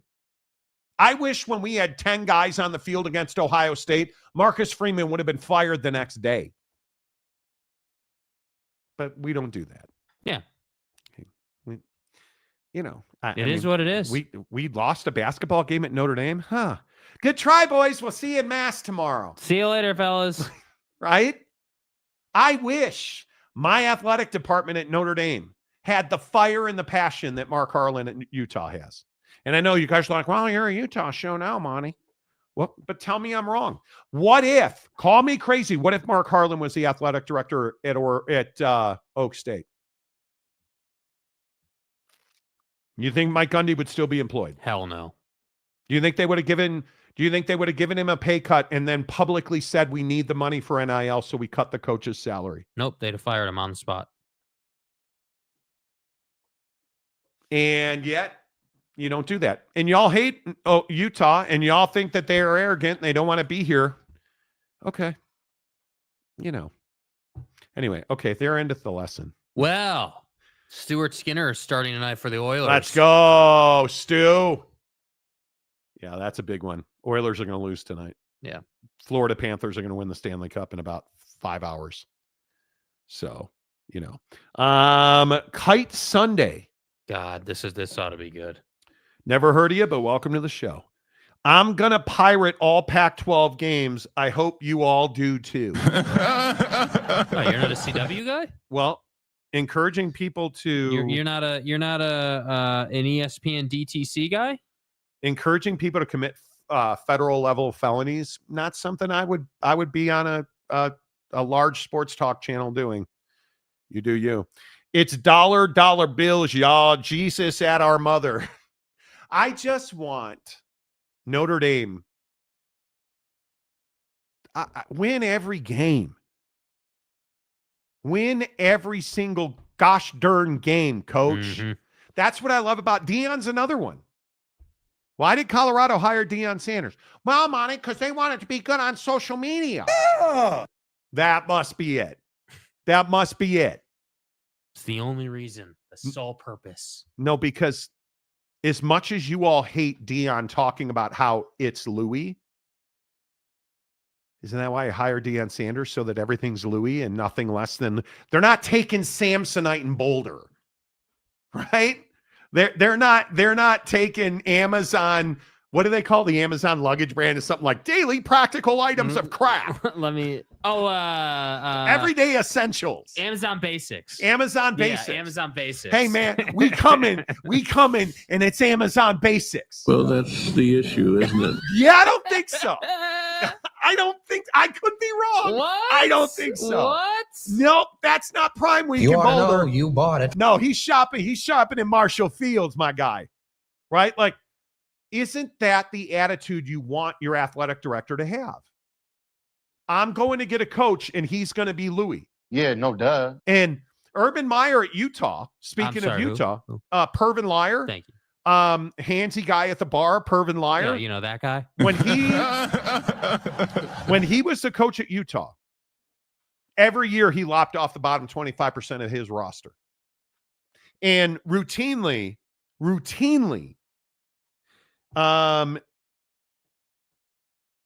today from CFP staff on potential adjustments to metrics and listen to this. Okay.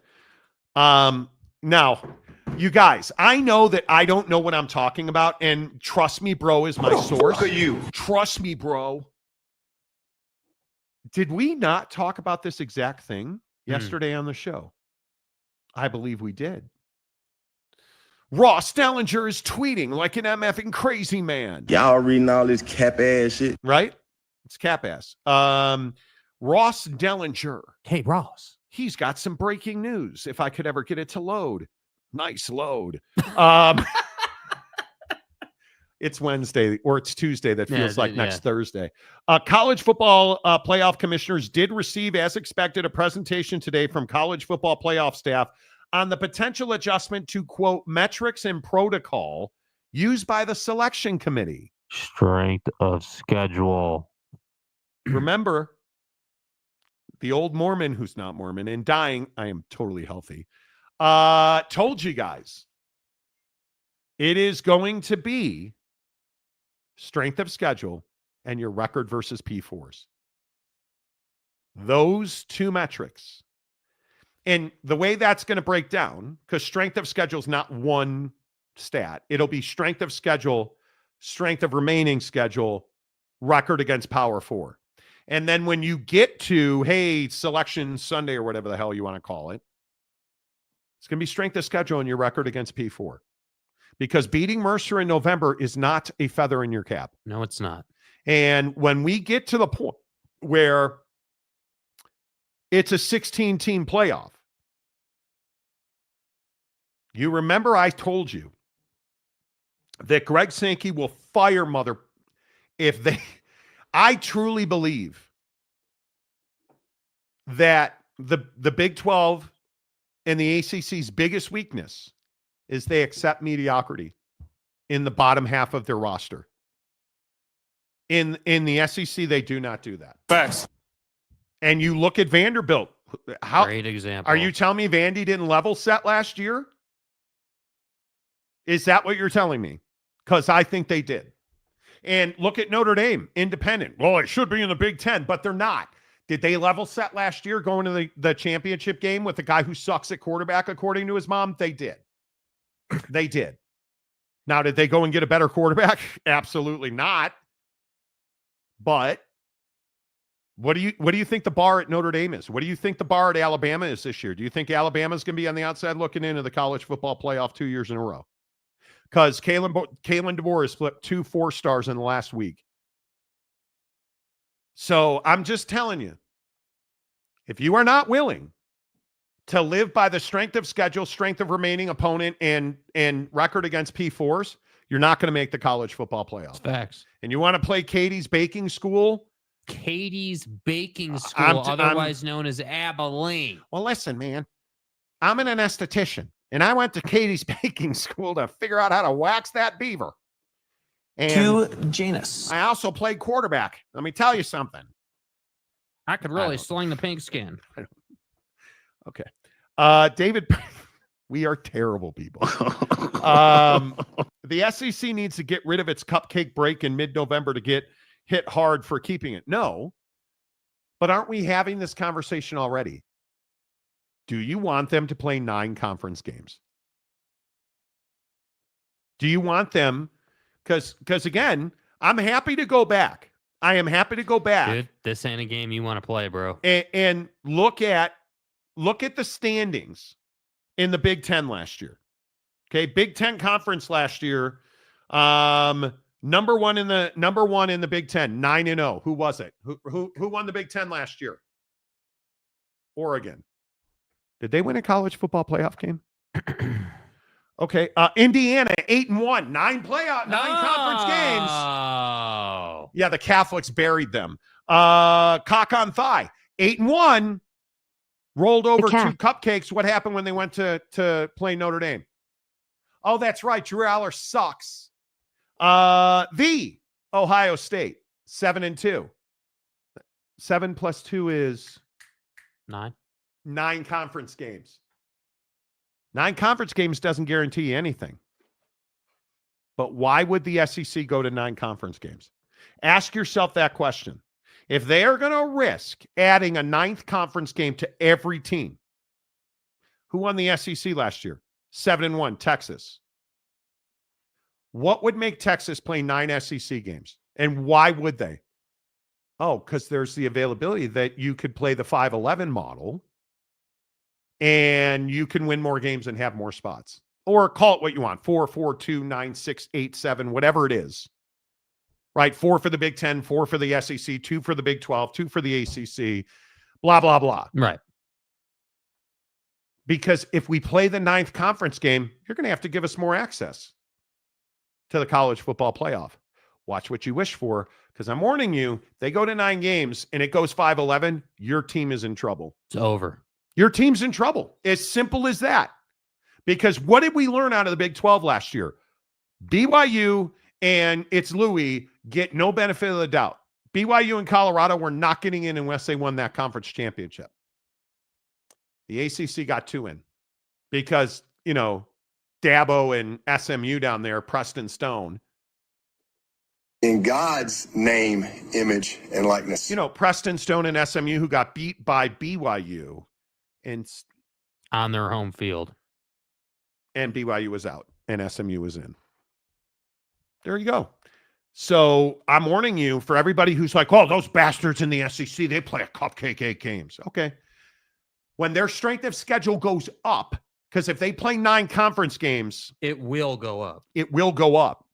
And they will get more access, and you're going to be pissed anyways, and you're going to continue to call him the devil. You asked for it. You ought to know. Yeah, dude. Right? You asked for it. You wanted it to happen, so don't complain. The 867-5309 model. Tell me you know what that's a reference to. Yeah, phone number. 867-5309. I'm proud of you for that. Thanks. I want you to know I'm proud of you for that. The real question is, why does anyone else play 9 conference games instead just play 7 or 8? I've never understood this. You wanted 9 games. Now you got 9 games. How long until y'all are like, let's go back to 8 games? This is ridiculous.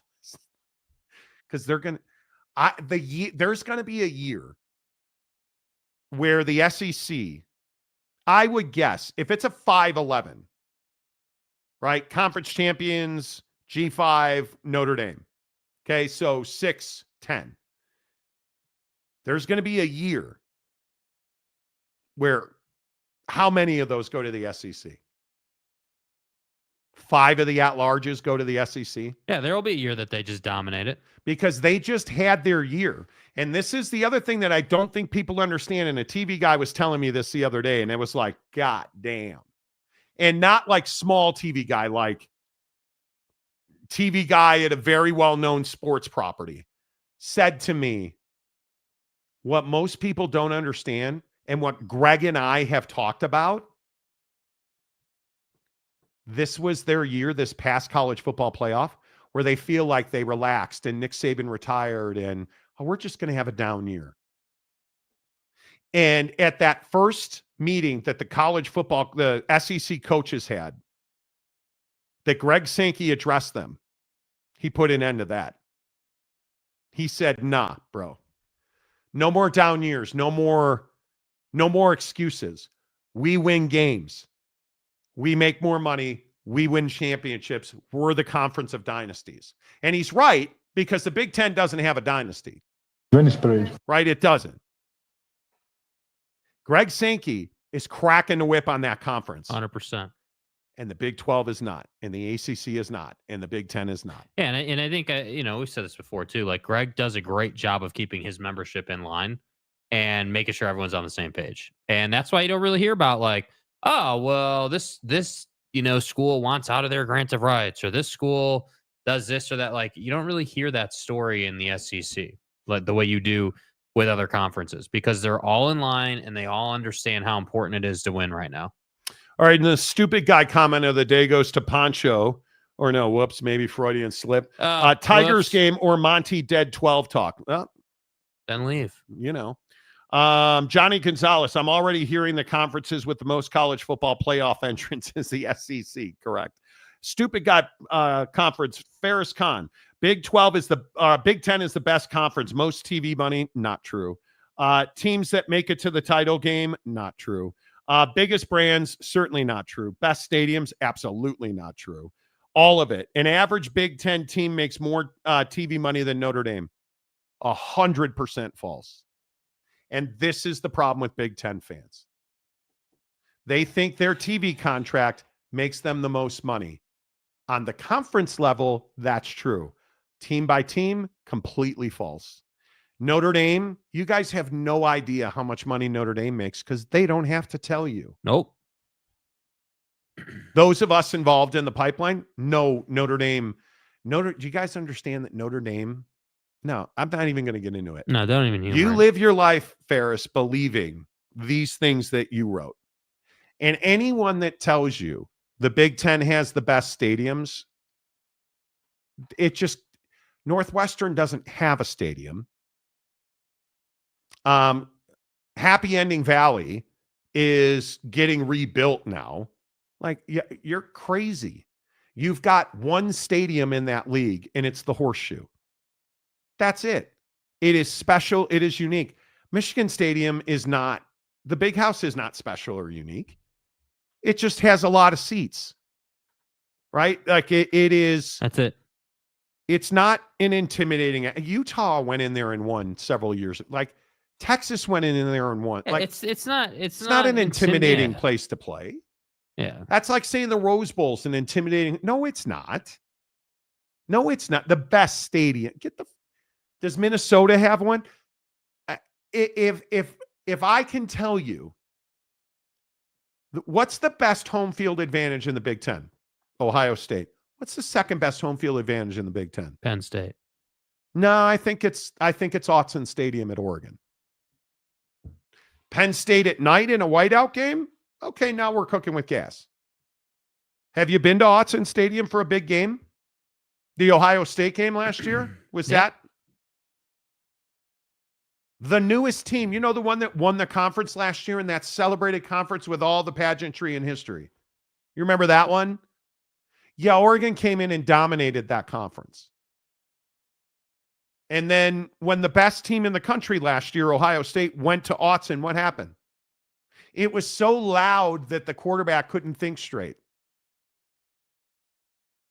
Michigan is just big. It's not intimidating. It's not loud. You know, the other thing, too, that comes to mind with this home field advantage conversation or whatever, we don't really get night games at the shoe, right? Because the Big Ten doesn't like to play the night window, certainly before, you know, the West Coast contingent joined the conference.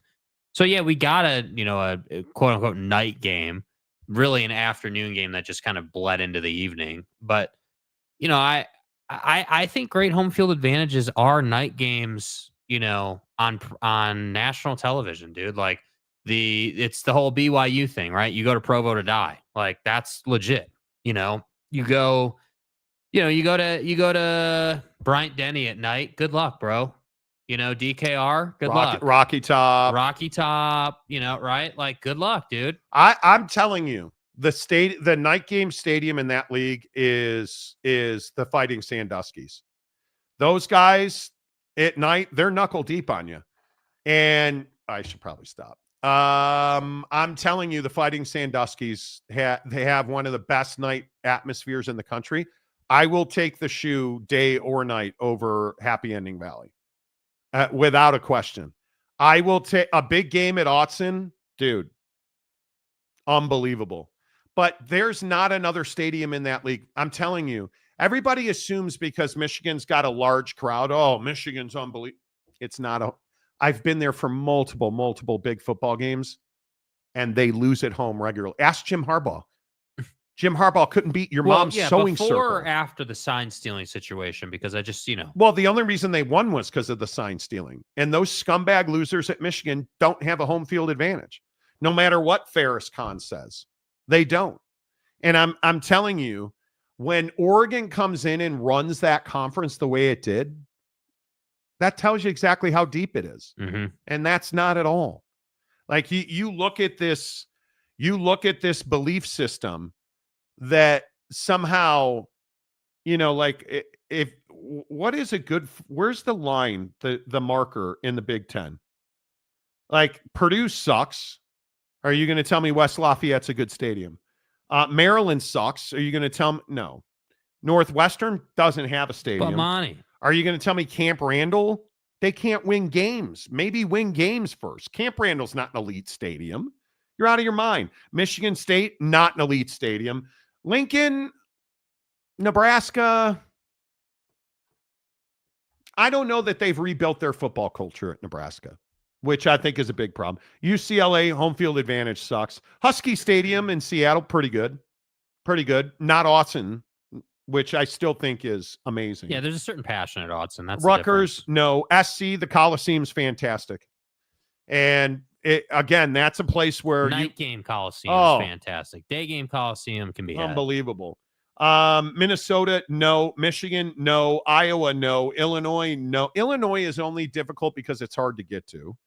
And on Fox, I'm listening to Fox Sports the other day. Okay, that's your first problem. Again, case in point, I never watch Fox. It's once every 4 or 5 months. Okay, so what made you turn them on then? Because I was looking for a talk show, so I made the mistake of turning on Buddy in the afternoon.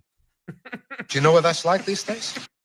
And he's like, he's saying to me, I think he was talking about USC having to go to Bloomington to take on Illinois. He said Bloomington, Illinois. Okay, did you mean Indiana? Or did you mean Illinois State, who's in Bloomington normal? Because Illinois plays in Champaign. And said it repeatedly. Like, get out of here. Illinois doesn't have it. Ohio State, I think, has the best home field advantage in the league. I think Oregon's a close second, and then I would have to go with Pedo State. Yeah, I'd have to go with the Sandusky's. Totally agree. So that I don't even know that it's a conversation. And yet you look at the SEC, I agree. DKR, Bryant Denny, Kyle Field, the Swamp. Again, Rocky Top. Like, we can go on and on and on. Georgia. Is Georgia any good? Georgia's home field advantage. Clemson's home field advantage in the ACC.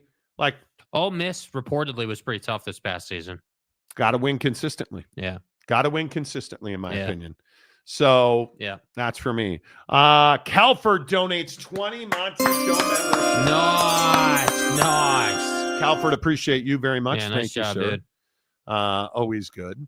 The natural says corniest dude on YouTube is Ferris. Like, it's embarrassing. It really is. It's really embarrassing. But what's embarrassing to me is, and this isn't unique to Ferris, we've seen this multiple times now, but dude who comes in on this show into the comments section with a burner account, multiple burner accounts, and thinks that, multiple in his case, thinks that people aren't going to recognize that it's him. Like, we're not dumb, dude. Please. Luis Enrique's tactical positioning strategy. Did you see Chelsea won their first match of the Club World Cup? Did you see that? How you feel? Okay. I'd put Camp Randall right behind Pedo State. Camp, again, I think Nebraska and Wisconsin have to rebuild their football culture. They've been down too long.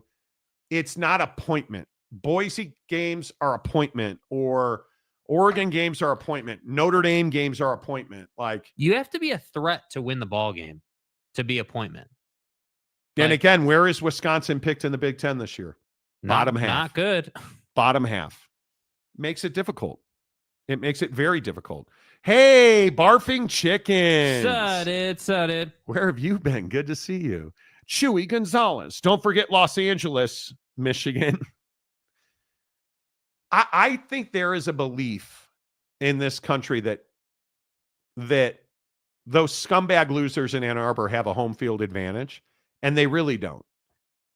Is it turned up when a real traditional powerhouse football program comes in to play those shitbag losers at Michigan? Yeah. When Ohio State shows up to play those lying scumbags? Yes. I agree. Fans are lit. Place is loud. Yeah.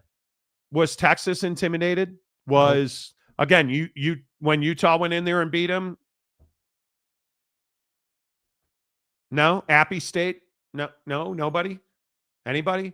No. Because Michigan is not an intimidating place to go play a football game. It just isn't. It's big. It can be loud, but they're so busy trying to steal signs that they forget they have to cheer. No, don't get me started. Eugene, New Jersey. That's what I've heard. Right.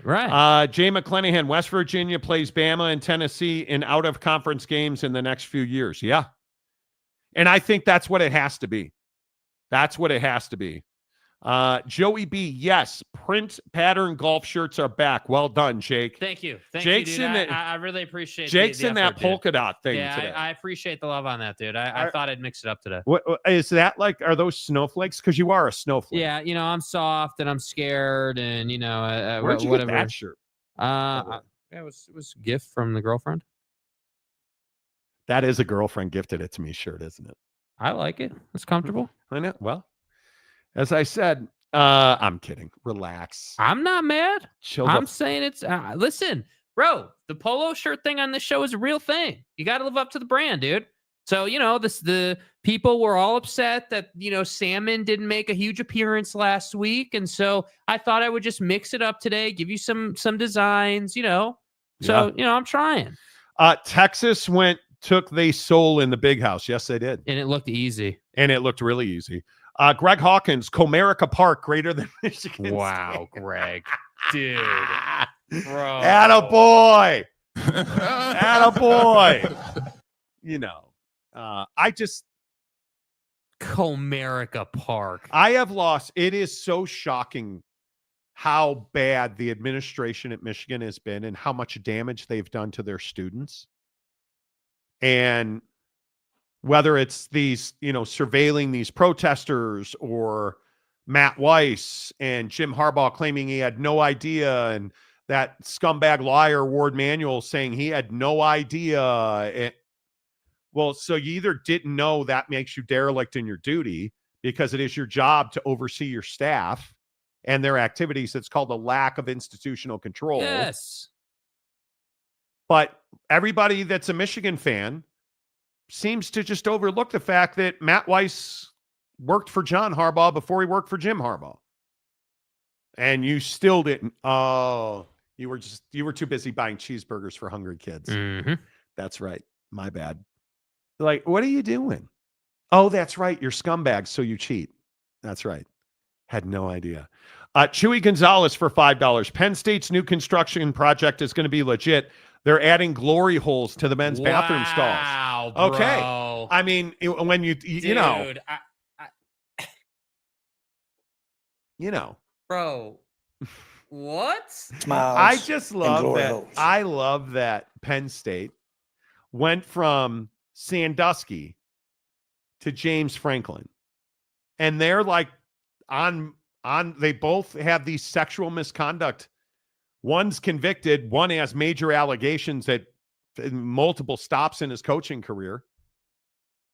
Like, it's just who Penn State is a university that doesn't mind a sexual scandal in the football department. Doesn't mind it. Nope. And you look at the allegations against James Franklin at Vandy and now at Penn State, and you look at what he allowed to happen in his football. Oh, I had no idea. Well, then you should resign because you're derelict in your duty. So did you know? Oh, you didn't? Okay. Well, you should probably resign, coach, because that means you're not doing your job. Oh, but we don't want to talk about that. Jim Harbaugh was a legend. Please. Be better. Joey B. Monty, Lou Malnati's or Giordano's? Giordano's. No doubt about it. Giordano's. And really, if you're just going garden variety pizza in Chicago, Rosati's thin crust, tough to beat. But if you want special, Giordano's. Eric Wasikowski, Comerica Park is great. Now that they move the fences in 7,000 feet. Who are you, the New York Mets? Like, Comerica Park's a dump. Let's be honest. It is. Well, it is. That was one of the worst. Bruh. To replace old Tiger Stadium with that shit box was. I mean, that was. Erroneous. No, it's not erroneous. No, it is not erroneous. Bro. That you To replace that ballpark with that shit box. It is so bad. Hot ass. What was the left field foul pole? 700 feet? I mean, it's one of the worst. It's just so on brand for Detroit. Like, it's so on brand for Detroit. Nobody likes Little Caesars. Name the building after it. Okay. And then you take a place like Tiger Stadium and Chet Lemon and Jack Morris and Kirk Gibson and you 900 feet to center field. Willie Mays ain't making that catch. Like 900 feet. Jim Edmonds ain't walking through that door anytime soon for the over-the-shoulder boulder holder. Like that was probably too much. But my point is, Comerica Park's improved. It's still trash. It's not a great ballpark. It's not. But yet, here we are with Michigan fan being like, oh, man, it's the greatest ballpark in the history of baseball. Wrigley Field sucks next to Comerica Park. Okay. Right. Keep telling yourself that, Slick. Who's in first place in MLB? So that means the park is great? Wait, so the Tigers have the best record in baseball, and that's because Comerica Park is great? No, it's a shitbox. It's not a nice ballpark. That has nothing to do with whether the Tigers are a good baseball team or not, because they clearly are. What does that have to do with the ballpark? I'll never understand. Yeah, Comerica is a dump. It is a dump. Yeah. It sucks. Like, it's amazing. And then Ferris makes it so easy. Oh, they have the best skyline. No, they don't. No, does Detroit have a skyline? Yeah, like shut the fuck up, Donnie. Does anybody know Comerica Park for the skyline? So wait, let me get this right. The park is so bad that you're holding on to the skyline. Now, Oak State James is going to come in here and tell you to build an upper deck to block that skyline. Don't listen to him. Nobody knows Comerica Park. I want to say that right off the top of my head, Pittsburgh's got a far better skyline. Pittsburgh's got a better skyline. St. Louis, there's that little thing called the Arch in St. Louis. Yeah, I know you never heard of that. Never heard of that. Like, are you out of your mind? They don't even, it's not even close to the best. I can't even look it up for you. Like, it is so hysterical to me that you're now hanging on to the skyline. The skyline. Oh, shit. San Francisco. Well, who's got a better outfield view than San Francisco? Oh, Comerica Park.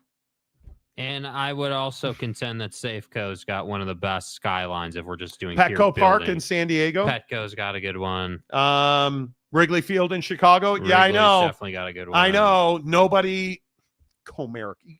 Get the hell out of here. Do you see how bad at this game you are, Ferris? Like you're meth pipe raccoon at this point, dude. Yes, the warehouse. Camden's got a better sky. Yeah. Seriously. Oh my God. It is amazing to me that guys like Ferris Khan will literally be like, oh, there's nobody has more redwood trees in their outfield than Comerica Park. Nobody. Sure. Well, there are no redwoods out there, Ferris. We're still the best. Those were cheeseburgers for hungry kids. Like, do you have any idea what you're talking about? Just once in your life. Yes, natural. Pittsburgh is dope. Yeah. The outfield view at Pittsburgh is amazing. It is amazing. I do think the ambiance and the view. Now, I'm biased. I covered the Giants for several years when they were winning World Series, and that ballpark with the bay in the outfield and gem. the Bay Bridge in the outfield, like the glove, like it's really tough to beat what I guess is Oracle Park now. Like, it's really tough to beat that. But you just start looking at the pictures of like St. Louis. This is the one where I'm just like, you're out of your mind. There is no question that St. Louis has a far, far better skyline. And St. Louis, I don't even think is probably the best skyline in baseball. But look at how stupid of a comment. Well, nobody's got a better skyline in the background than Comerica. What the hell are you talking about? Yeah, dude? you probably should know what you're talking about before you say stupid stuff. Because that's a far better skyline than Detroit. Like, you're anyway. Now I'm probably making too much of it. But I just think that when you look like Comerica Park, you guys, I don't even think Comerica Park is top half of outfield views. Comerica versus guaranteed low rate field. Well, okay, there's a conversation. They're like the White Sox. Oh my God. Okay, so Ferris says they have the best skyline in baseball. St. Louis with the Arch, or whatever the hell this is. Like, that's not even a great skyline, dude. Don't you have to have tall buildings? Well, that's what a skyline is. A bunch of tall buildings that make a skyline. Right? Isn't that what you're supposed to have when you say you have a great skyline? Yeah, like a lot of tall buildings and iconic buildings and, stuff like the Sears Tower. Or the lake, or that whole thing. But again, I will just also point out that I believe, and I don't know that many people will argue with me about this, I think probably the best skyline in Major League Baseball is Pittsburgh. Let me get a picture for you. And it doesn't matter. Is it day? Is it night? Is it dusk? Or is it dawn? It doesn't even matter. Because as good as St. Louis is, and as terrible as whatever this is supposed to be, it doesn't even compete with that. Yeah. It does not. And I love that they cut the logo into center field. It just adds the cherry on top. Yeah, that's not even close. Detroit has no character in their skyline. Yeah, and then there's bridges and the river and the buildings and everything you want in a skyline. Oh, but it's not Detroit, Monty. Get out of here. All right. Monty needs to stop slandering shit boxes. I really do. I really do. 5-year roof. My bad. I love the fact that my Rays don't even have a skyline. There you go. You're playing in a tent, dude. Big Blue Horses. The view from Smith's Field looking at the mountains at sunset, lights on. I know it's AAA, but it's a great view. The new Salt Lake Beast Stadium. We're not opening this up to sub Major League Baseball. No, I would agree with that. I would agree with that. It is amazing to me how good the view at Pittsburgh is. It's remarkable. NL Central has elite stadiums. They really do. I'm telling you, and I hate the Cardinals. Busch Stadium, the new Busch Stadium, when that place is the middle of the summer at night, because it's not just the feel of the stadium, it's the smell that creates the feel of the stadium. It's the way the stadium looks, the outfield, the grass, all of it, the sounds, the vendors slamming hot dog boxes or glizzies. I mean, there are so many. Just Jeremiah Sullivan champion. Poncho, clearly your standards are low and you prove that every time in your comments. It's Ferris Khan. Your standards are terrible. But you're the same one who supports Michigan and Jim Harbaugh. Yep. Stalking students at Michigan, and it's what Michigan has become. Poncho, it is a cluttered look that looks trashy. There's no skyline, my guy. There's no skyline. That's not a skyline. This is a skyline. Like you can see, you have tall buildings, iconic arch, bro. The arch. This is a skyline. River, bridges, buildings, the whole nine. That's a skyline. This is a shit box. Right? That is not, and I just will continue. Again, I don't know what's better, that or the old Oakland Coliseum. I think the Oakland Coliseum has Comerica beat. Okay, now I've probably the record for crappiest, stadium. Now I've probably gone too far. But you start looking at, do you guys understand, San Francisco with the bay and the outfield and the bridge over the left field wall, and you just have no idea. You have no idea what that place is like. And for a big game, you'll just never understand it. So to compare that to this, you're out of your mind. Yeah. Anyway, enough breath to that guy. Fight on Natties. All of Detroit is a shitbox. Nah, I disagree with that.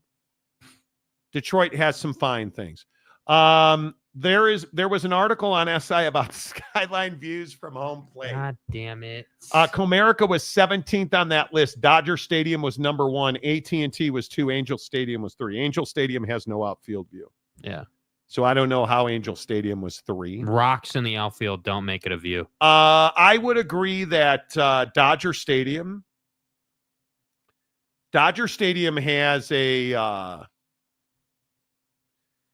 Dodger Stadium just has that feeling about it. Yeah, Dodger Stadium doesn't need a skyline. It is in a league of its own for what I would call aura vibes. And it's because the advantage that Dodger Stadium has is the mountains beyond the outfield wall, and the Kirk Gibson home run happened on that backdrop. So when you start looking at how that stuff plays and you start to understand the history that was made, you're going to be real hard pressed to beat that because of the mountains, and it's Los Angeles. But you look at the Anaheim Stadium for the Los Angeles Angels of Anaheim. They're literally, and I'm being nice now, there is literally no view from home plate if you're looking out over center field. And I don't know whoever wrote that list. Maybe they just were never there, which, that could have been. Could have been. Because you start looking at some of these, like St. Louis, like Pittsburgh, like the Dodgers, and then you go to this and you're like, like there quite literally is no view. There's no skyline. There's no nothing. You're looking at the 57 freeway and the Arrowhead Pond of Anaheim, or whatever it's called now, out in the outfield. That's what your view is. And then, then there's Petco where, Oh, Petco. Well, see, Petco's just different. And if you've never been to Petco Park, I'm going to guess you just don't understand the positioning of that stadium. Petco Park, you want to talk about a skyline. I think next to, and Pittsburgh's really good. And I'm going to put that back up there because I want you guys to see like Pittsburgh, St. Louis, San Diego. Massive. It's amazing. Petco Park, you guys, is amazing. It truly is one of the special venues in all of baseball. In my opinion, and we've been to many, many night baseball games. Many. Petco, I would say Petco is probably, it's close with Oracle for me and Wrigley, but Petco at night is special, man. It is just different. You guys just, unless you've been to Wrigley, I don't think you understand how special that place is. And the outfield view, like the skyline of Chicago, is actually not in the outfield. The skyline of Chicago is over the first base roof at Wrigley Field. But in my opinion, Wrigley Field's outfield view is dominated by the iconic scoreboard in center field. That's what's in Chicago. They were trying to go for a skyline with Wrigley. Well, it's just been there for so long, right? The Wrigley Field has been there for so long that the skyline wasn't even there when Wrigley was built. So it wasn't a thing where they missed.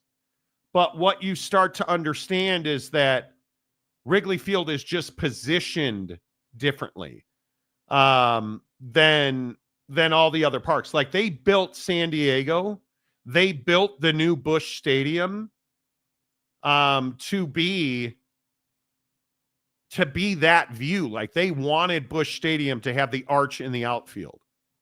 That was the whole point of building it that way.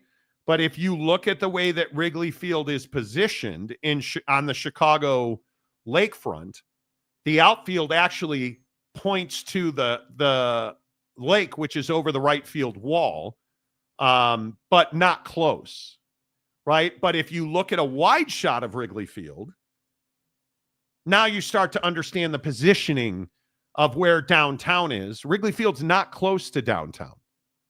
So it's a different conversation. Wrigley's ambiance is the neighborhood. Yes. Like, again, I think you look at the neighborhood and the rooftops, but if you go to San Diego, it's a whole vibe, dude. Yeah, that is downtown. It is a whole vibe. And so if you go to St. Louis, where I worked for several years, dude, that's a whole vibe because the arch is out there and it's amazing. It's the problem with Comerica. There's nothing to look at. Detroit is a dreary town. That just is what it is. But then you go to Pittsburgh and you've got the river and you've got the bridges and you've got the buildings. It just works. And then you go to Dodger Stadium, you've got the mountains and the sunset. And then you go to Anaheim and you've got nothing. Right? Like, please, I can play this game all day. Wrigley has actually played as a pitcher's park due to the wind blowing in all the time. everybody thinks that it's like a wiffle ball field, and it's actually not at all. Rob Saul's bus stop. Minute Maid has the name in the hill. Oh, wait. Exactly right. 100%. Yes. I think it is very interesting that, now it's because it's a cloudy day. I know. Maybe it's not the clouds. Maybe it's the Comerica Park is a shit box. But I could be wrong. Monty Jake, Coors Field, great setting too here in Denver. Oh, put Coors up and then do Safeco as well, because I think Safeco deserves to be mentioned. Great. I don't disagree with that at all. Coors Field, it's T-Mobile now, but Coors Field, you guys, is if you look at Coors Field again, Coors Field, the biggest issue is it faces away from downtown. Yeah. But when you look at Coors Field, it is, the problem is it's always empty. Let me see if I can hear you go. Here's a full picture of Coors Field. Wait, did you just say it's always empty? It is always nobody goes to game because they're bad. Bro, they are really, really bad. I can't even tell you, dude, they're really, and I feel terrible for Rockies fans because Rockies fans are actually really good.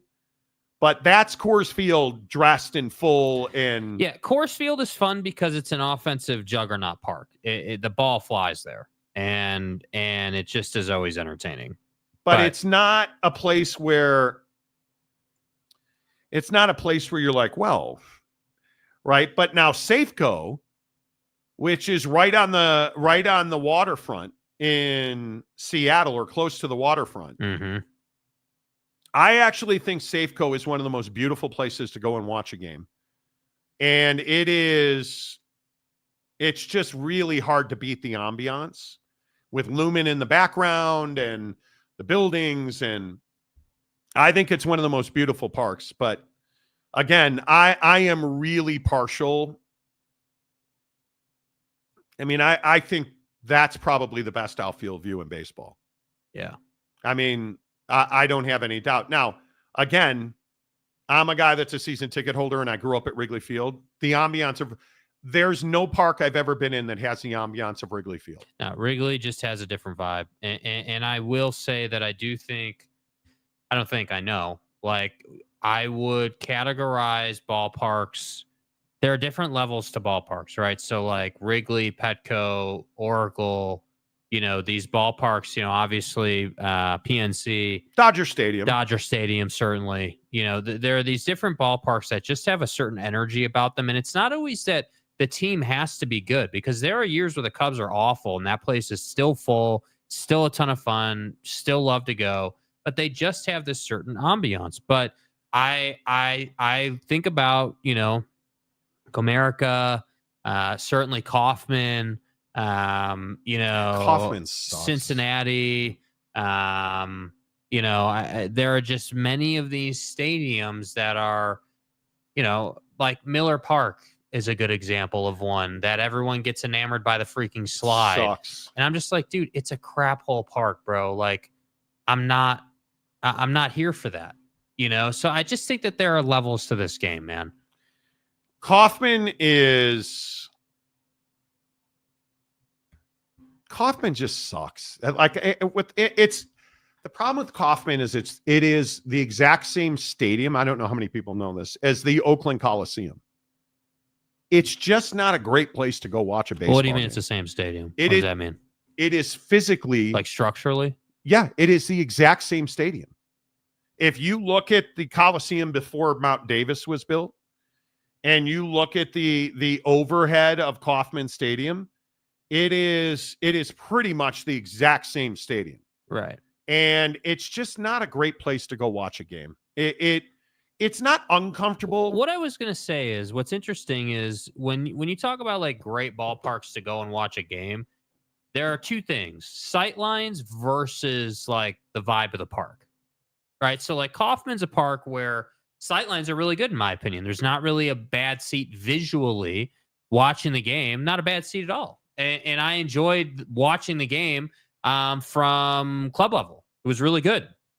But the vibe in the stadium was slow. There wasn't a lot of energy. It just was, and it was, Royals Cardinals. So, rivalry game, but there just wasn't that fire or that heat. Now you go to, Wrigley's an unfair example. Like Anaheim is a good example. Anaheim is kind of the same way, right? If it's Angels, Dodgers, that place is going to be a Dodger house all day, right? Dodger fans are going to come down and talk a bunch of junk. And the Angels are probably going to lose. And obviously the Ohtani thing going from the Angels to the Dodgers.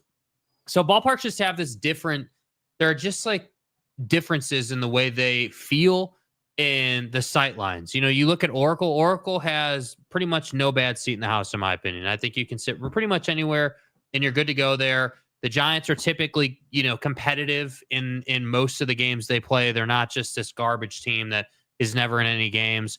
And the only other one that I would say that is a true crap hole of a stadium or a ballpark would be Chase Field in Phoenix. I think Chase Field in Phoenix is easily one of the worst ballparks I've ever been to and ever had the opportunity to walk around. That place is terrible. I would agree. I think, and I've been to most parks. I think, man, that's tough. What's the worst part? Probably the Trop is the worst park I've ever been in. Never been. It is not enjoyable. But now, and I think they're playing at Steinbrenner Field. I've been there many times. That's a great park to watch a baseball game in. So it's an interesting dichotomy. I don't know. It's a nice little offshoot.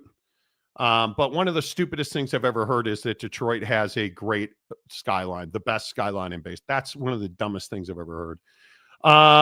Visiting players were complaining that there was a, quote, weird smell about the locker rooms at Chase Field. It is a dump. Dude, it's a bad field, bro. It is a dump. Paxton, Brewers have a nice one. They don't. Miller Park sucks. Having been there, like there were just, and this is part of this conversation. I don't think people really think about this. Wrigley Field is a great example of this. When you're building a ballpark, you have to think about things like bullpens. San Francisco. Do you guys know they forgot bullpens at Oracle Park when they originally built it?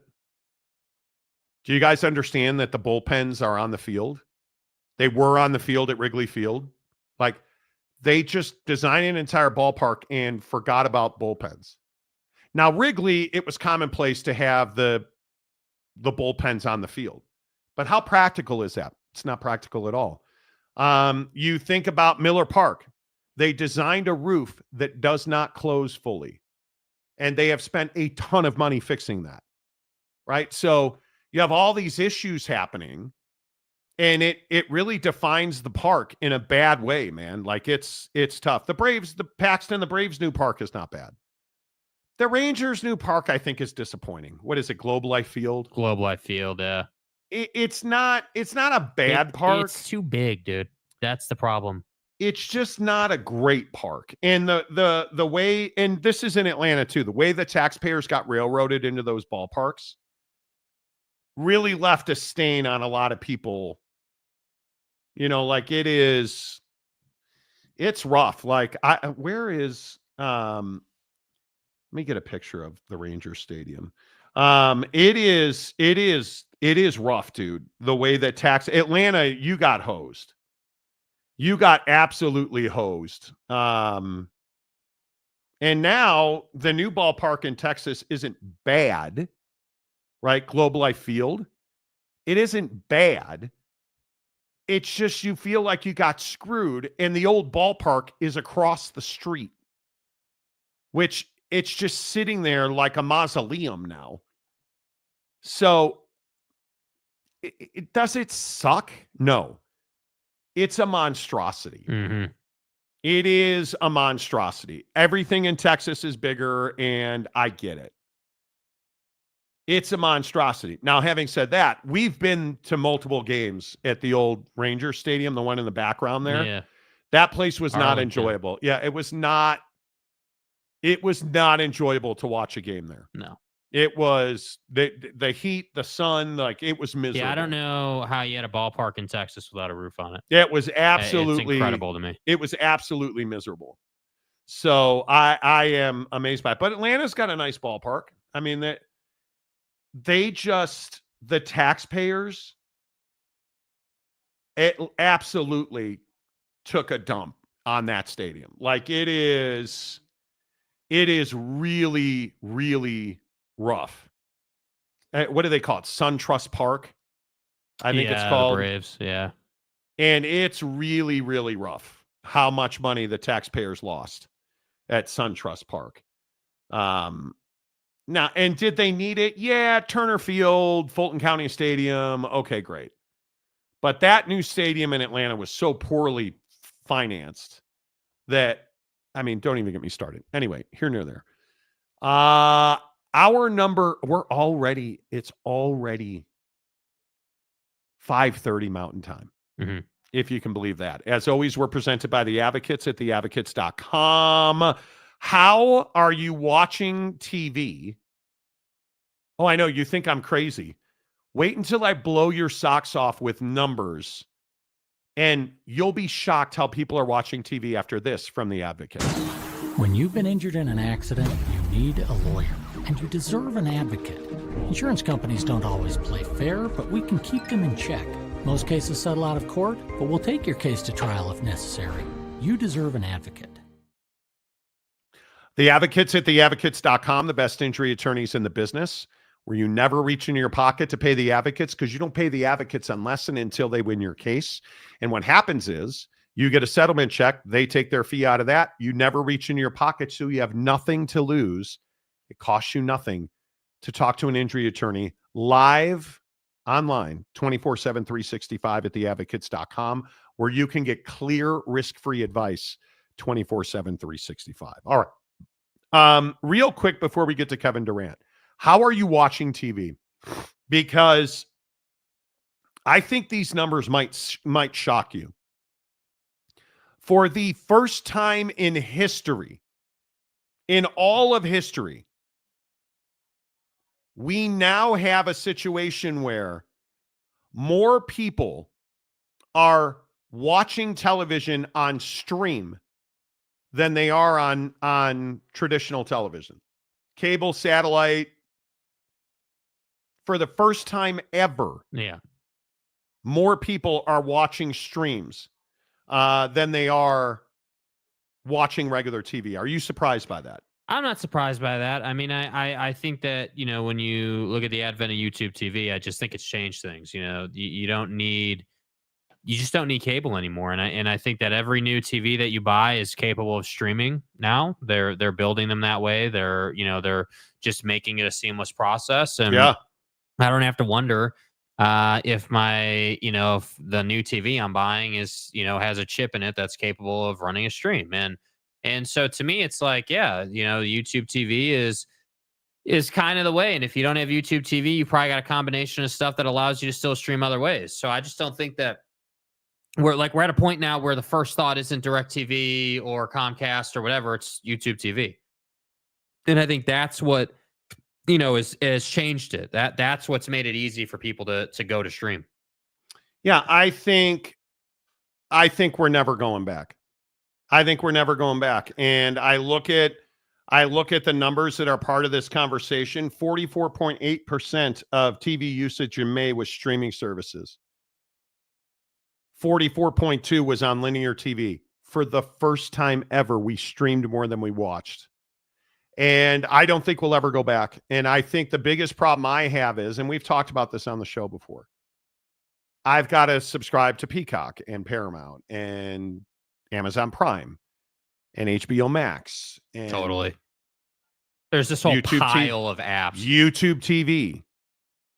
On top of there's got to be a better solution, a better way to do this. Right? Because Netflix, all this stuff. Yeah. That we're all paying for, that in my opinion is really bad for the consumer. And even if they consolidate it, the problem is that's still going to be like $300-400 a month. You know that. Yeah. You know that's going to be the price. And that on top of this whole thing that, the NFL Sunday ticket this year is like $1,500, I think it is, to watch every single NFL game if you wanted to. That's a lot of money, dude. Like people aren't people aren't out here just rolling in it to be able to constantly afford to pay more and more and more and more. And that's what's frustrating, is that the prices continue to go up. You know, there's always a new app. There's always something going on. And we can't seem to beat the rat race. Totally agree. And then there's little Katie Clark. Katie. What did you call her? The people. Al-Katie? So people are referring to the Pacers as the Halliburton after Tyrese Halleburton. So low cash. And so the Indiana Fever fans are referring to Caitlyn Clark as Caitlyn Al-Qaeda Clark. No. In as an answer or homage to the Halliburton. So we talked about this yesterday. This was her return against New York. One of the best moments in I think in women's basketball history. I think it was that monumental. And you guys were all certain that nobody was watching the WNBA. And then these numbers came out today, where 25 WNBA coverage across ESPN, up 14% from last season. Little Katie Clark here, 2.2 million average viewers with a peak of 2.8 million. 76% rise versus last year's WNBA on ABC regular season average. And it's the third most watched WNBA game ever. Ever. Do you think people are watching for Breanna Stewart or Caitlin Clark? Because I'm here to tell you they're watching for little Katie Clark. And I think what she does, and moments like this where she's able to laugh and have a good time and compete and not have it be a racial issue or a we hate Caitlin Clark issue, or I think this is what we need to be teaching our little girls. This is what we need to be teaching young people in this country, that competing like this, where you're laughing and having a good time, leads to very good things. Yes. Like this. And I think if Caitlin Clark inspires our daughters and granddaughters and sisters to do things they never thought were possible, man, I think that's very good for this country. And I hope that more young women in this country want to be Caitlin Clark. And I hope that more young women in this country want to play in the WNBA, or want to be a lawyer, or want to be a doctor, or want to be whatever they want to be, because Caitlin Clark is doing what she's doing in the WNBA. I think it's so critically important. And I just think that this petty ass conversation around Caitlin Clark and, you know, the bricklayer Angel Reese is just so tired. People show out for Caitlin Clark, man. They want to see the shots. They want to see the vibe. They're not here for Angel Reese. And I just think that the numbers bear that out. The style of play bears that out. And, you know, I'm just kind of tired of talking about it. I think that Caitlin Clark is so good for the game. Yeah, and I think the WNBA gets a lot of hate because I think there's a lot of guys who will never accept women's sports. I mean, whether you want to be a misogynist or whether you just want to say whatever, I think there's a lot of people who just don't care because it's women's sports. And I think that's the biggest issue, is that most men will not watch women's basketball. I think it helps when the biggest stars in the NBA are at WNBA games, and we're seeing that more and more. But this is a league that is so very young still.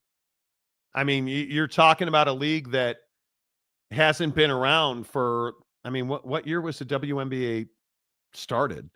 In our lifetimes. Yeah. And I think it's really important that we get to a point where we stop 1996. Right? It's league's not even 30 years old yet. And I think we have to get to a point where we stop denigrating the WNBA just because women are the athletes. Because when you rip the WNBA, and I'm assuming that's what's happening in the comment section, what you're doing is downplaying the dreams of young women in this country. When you say the WNBA sucks, it's women, nobody cares. You're killing the dreams of your daughters and your sisters and their friends, and there's just no reason to do that. Totally agree. Right? But if I go over here to the comments section, let's see. Exactly. Connecticut 23, Indiana 26. Okay. Eric Wasikowski, what's a WNBA? So on brand for you, dude. Big Blue Horses, Kowski, it's a league that has not turned a profit in its entire existence. It's 30 years old. Is it supposed to be nobody is doing it to lose money, but do you think they launched this league to be profitable? And if it's not profitable, why is Golden State launching a league? Launching the Valkyrie? Like it just tells you how negative people will be just to be mean-spirited. That's what I think the is issue, dude. That's the issue. That's what I think is so ridiculous. Like it is. And Big Blue Horses says, give me a reason. Well, apparently Caitlyn Clark's a reason, but you're probably so narrow-minded that you won't even watch because it's women's sports. If you have to say, give me a reason, make it compelling, and for God's sakes, let it be a viable as a standalone product. How is the WNBA not a viable standalone product? Oh, that's right. You don't know what you're talking about. What do you like? You're crazy. The team that dominated the WNBA for the first years no longer exists. Very true. They have had brands collapse, new brands emerge. Why do you guys choose to hate, bro? Like, this is what I'm trying to understand. What is the strategy? Like, I don't know. Why do you care? But see, what you don't understand, and nobody rips it because of pathetic viewership. Nobody, because it doesn't have pathetic viewership. It's a league that's 30 years old. And really, it's not 30 years old. It's about 5 years old, because that's when they started investing in its prosperity. So this idea that people are ripping it over viewership, are people ripping it over viewership when it's outdrawing a good number of NBA games at 2.8 million peak? Are they? Yeah, I'm going to say they're not. And I think that it's just mean-spirited to do that. And you can spin it any way you want. It just is. It's disappointing, dude. It is. And I think it's really sad that we find ourselves in a place where guys cannot be confident enough to say, yeah, I watched the WNBA. Greg Hawkins, people watch sports when they witness greatness. Serena, Michelle Wee, Caitlyn Clark. Hell, people are watching Ronda Rousey's fight when she was at her top. Yeah. I agree. It is. We have built a culture in sports that is masculine. I don't think there's anything wrong with saying like I don't watch the WNBA in the regular. It's not something that just absolutely lights my fire. Because we don't have a team in Salt Lake, by the way. Yeah, but I'm here for Katie Clark. I can tell you that right now. I enjoy watching her play basketball. I think it's very good for the sport. Things like betting on Angel Reese to miss her first shot. I think that's huge. Yeah. But, it is what it is. Big Blue Horses now says he watches CC. Okay, well, closed caption's fine. Not the WNBA. The WNBA doesn't offer closed caption. Even the league commission ignores closed caption. Well, I agree. I mean, I think that you have to support closed caption. I think that's what he means. Amanda Nunes versus Kayla Harrison coming soon. Women's UFC, great. Mm-hmm. Great. That's what I'm saying. Fight on. I watch WNBA just for Caitlyn Clark and the Fever. The other teams are irrelevant, mostly. Yeah, I don't even disagree with that, dude. Like, this isn't, I don't disagree like, with the that at all. conversation isn't, oh man, every team's amazing. And dude, I don't watch half the NBA teams because they're boring. They're not fun to watch. All right. It is time. Your daily dose of Prize Picks. Because once again, your boy won last night. And I don't know how I continue to dominate. Winning 2 of 3, just plodding along. What about me? Nobody cares about you. Like, I've won 2 of 3, 7 straight plays. I've won 2 of 3. It's been 9 plays since I hit 3 of 3. And it was on the NHL, and we're going back to it. Nobody cares, Jake. Shut up. Okay. What do you got in the NHL? Your mom.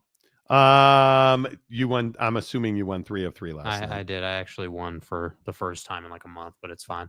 Okay. McDeezy's very interesting tonight. The best number on Connor McDavid is probably faceoffs 1 at 5.5. But he's also got, I really like his time on ice, 24.5. I think that's interesting. I would probably go more in an elimination game because they need him. And I think Sergei Bobrovsky tonight saves 27.5. Can we count on Edmonton to get enough shots on goal to get to that number? I think probably. So I'm going to go more. And then I think you probably got to go Sam Bennett. He scored a goal in 4 of his last 5. But I think you have to go. You got to look at hits for him. Maybe. On the road. He rarely racks up hits. Rarely. He's averaging 3.6. His number tonight is 4. Wait, do I have that? Actually, is this in Florida? Do I have that wrong? No, that's in Florida. Yeah, tonight it's in Florida. Yeah, right. Yeah, okay. And they've been very physical with McDavid and Draisaitl. Yeah, Bennett will be on the ice. He's a pretty good defensive forward. Yeah, I'm gonna go Sam Bennett more than 4 hits. Marchand to score a goal on a demon. Gosh, shut up. And Connor McDavid for more than 24.5. Why? Because you know what, dude? The Oilers haven't earned my trust. I like it's as simple as that. But anybody but shitbag Marchand. But I'm trying to win. I'm trying to win, dude. Why? Because it'd be nice to win. How come? You don't ever win. Well, did last night. Maybe we can make it 2 days in a row. Okay. I need to find a third on hockey, and it's not easy. Barkov faceoffs 1. He's averaging 15.4. I'll go more. Okay. So this is what I've got. I've got Connor McDeezy, 24.5 minutes more on the ice. Sergei Bobrovsky, 28 saves. And Alexander Barkov, 12 faceoffs 1. 20 to win 110. There you go. And then we got to go the Cubs in Major League Baseball. Yeah. The Dong Boys. The Dong Boys. I don't know. You feel like do you feel like doubling up? Why is your drop board in delay tonight? I don't know, bro. Why is anything in delay? Why do people say dumbass stuff about Comerica Park? I don't know. Yeah, because they're not smart people. Cubs and Milwaukee at the Chicago Cubs. Yeah, Chicago. Oh god. Damn, we're pitching Ben Brown. God. Ben Brown. Oh man. You can just take. We're just gonna go ahead and head over to Milwaukee. Oh man. We're gonna take them to get a bunch of hits. We're gonna go more than 5.5 pitcher strikeouts on Ben Brown. Oof. Now we got to go total bases. Boy, that's tough. I want to take my guy, Hap Daddy Pimp Magic, Ian Happ. I don't know. That's just the name I made up right now. Hits, runs, and RBIs. 2.5 on a demon. A demon. I'm going to go more. I'm taking it. We're doing it. Do it. Do it. We're going to do it. I think we're going to do it. 2.5 on Hap Dog. And then I think we probably need to go. Yankees and Angels are already playing. Let's see what they have intra game. Aaron Judge, 2.5 total bases, top of the third. I don't hate that. You guys see Giancarlo Stanton and his elbows are back in the lineup? What? Tell me I'm wrong. You're not. How about Aaron Judge? Hits, runs, and RBIs. Yeah, maybe we stay away. I hate all those numbers. He's at like 6 in that one. Can't do that. All right, let's go. Ben Brown, more than 4.5 pitcher strikeouts on a goblin. How about Cleveland Sam Frog's Disco? The Gigantes, your Gigantes. Mm-hmm. How do you feel about that one? I mean, I guess okay. I don't know. What do the numbers say? It's not good. Dominic Smith for half a total base. He sucks so bad. Willie Adames is one I like. 1.5 total bases. Let's go more. We'll go more. Oh, God, I hate that. All right, we'll do a flex play. 20 to win 100. There you go. How about that? Okay, I submitted my lineup. Probably just lost $800,000. Good talk. Prize Picks, America's favorite daily fantasy app. You guys, it's so much fun. Got to get it. Download the app. Use the promo code Monty. You deposit $5, they'll give you 50 more instantly. It's as simple as that. Come play with us. We love doing daily contests, going head-to-head on Prize Picks. Hook it up. Beat the pro, Jake. Yeah. It's not very difficult to beat Jake at Prize Picks. No, it's not. You're not good with it, right? It's been a rough month, no doubt. Okay, good. Greg Hawkinator, you guys think Brown is going to strike out more than 4.5? I do. I do. I took that. I do. I took that as well. Paxton, Monty, do y'all get juice? What the hell does that mean? Hey, that was lidocaine and B12. Yeah. So I don't appreciate the inference. What are you insinuating, sir? I don't know what juice means. I've never taken steroids. Like, yeah, I don't like the taco on Robbie Ray. I know everybody was into that. Yeah. Yeah. I mean, I guess we can do one on Robbie Ray, right? You can do one on Robbie Ray. I'm not doing anything on Robbie Ray. You're not willing. Hell no. Not willing to do it on Robbie Hell Ray. no. Why are you not willing to do it on Robbie Ray? Because he's too inconsistent. Hey, one Robbie night it's Ray. batting practice, the next night it's Cy Young. Yeah, I like Kyle Schwarber more. I'll do a Kyle Schwarber.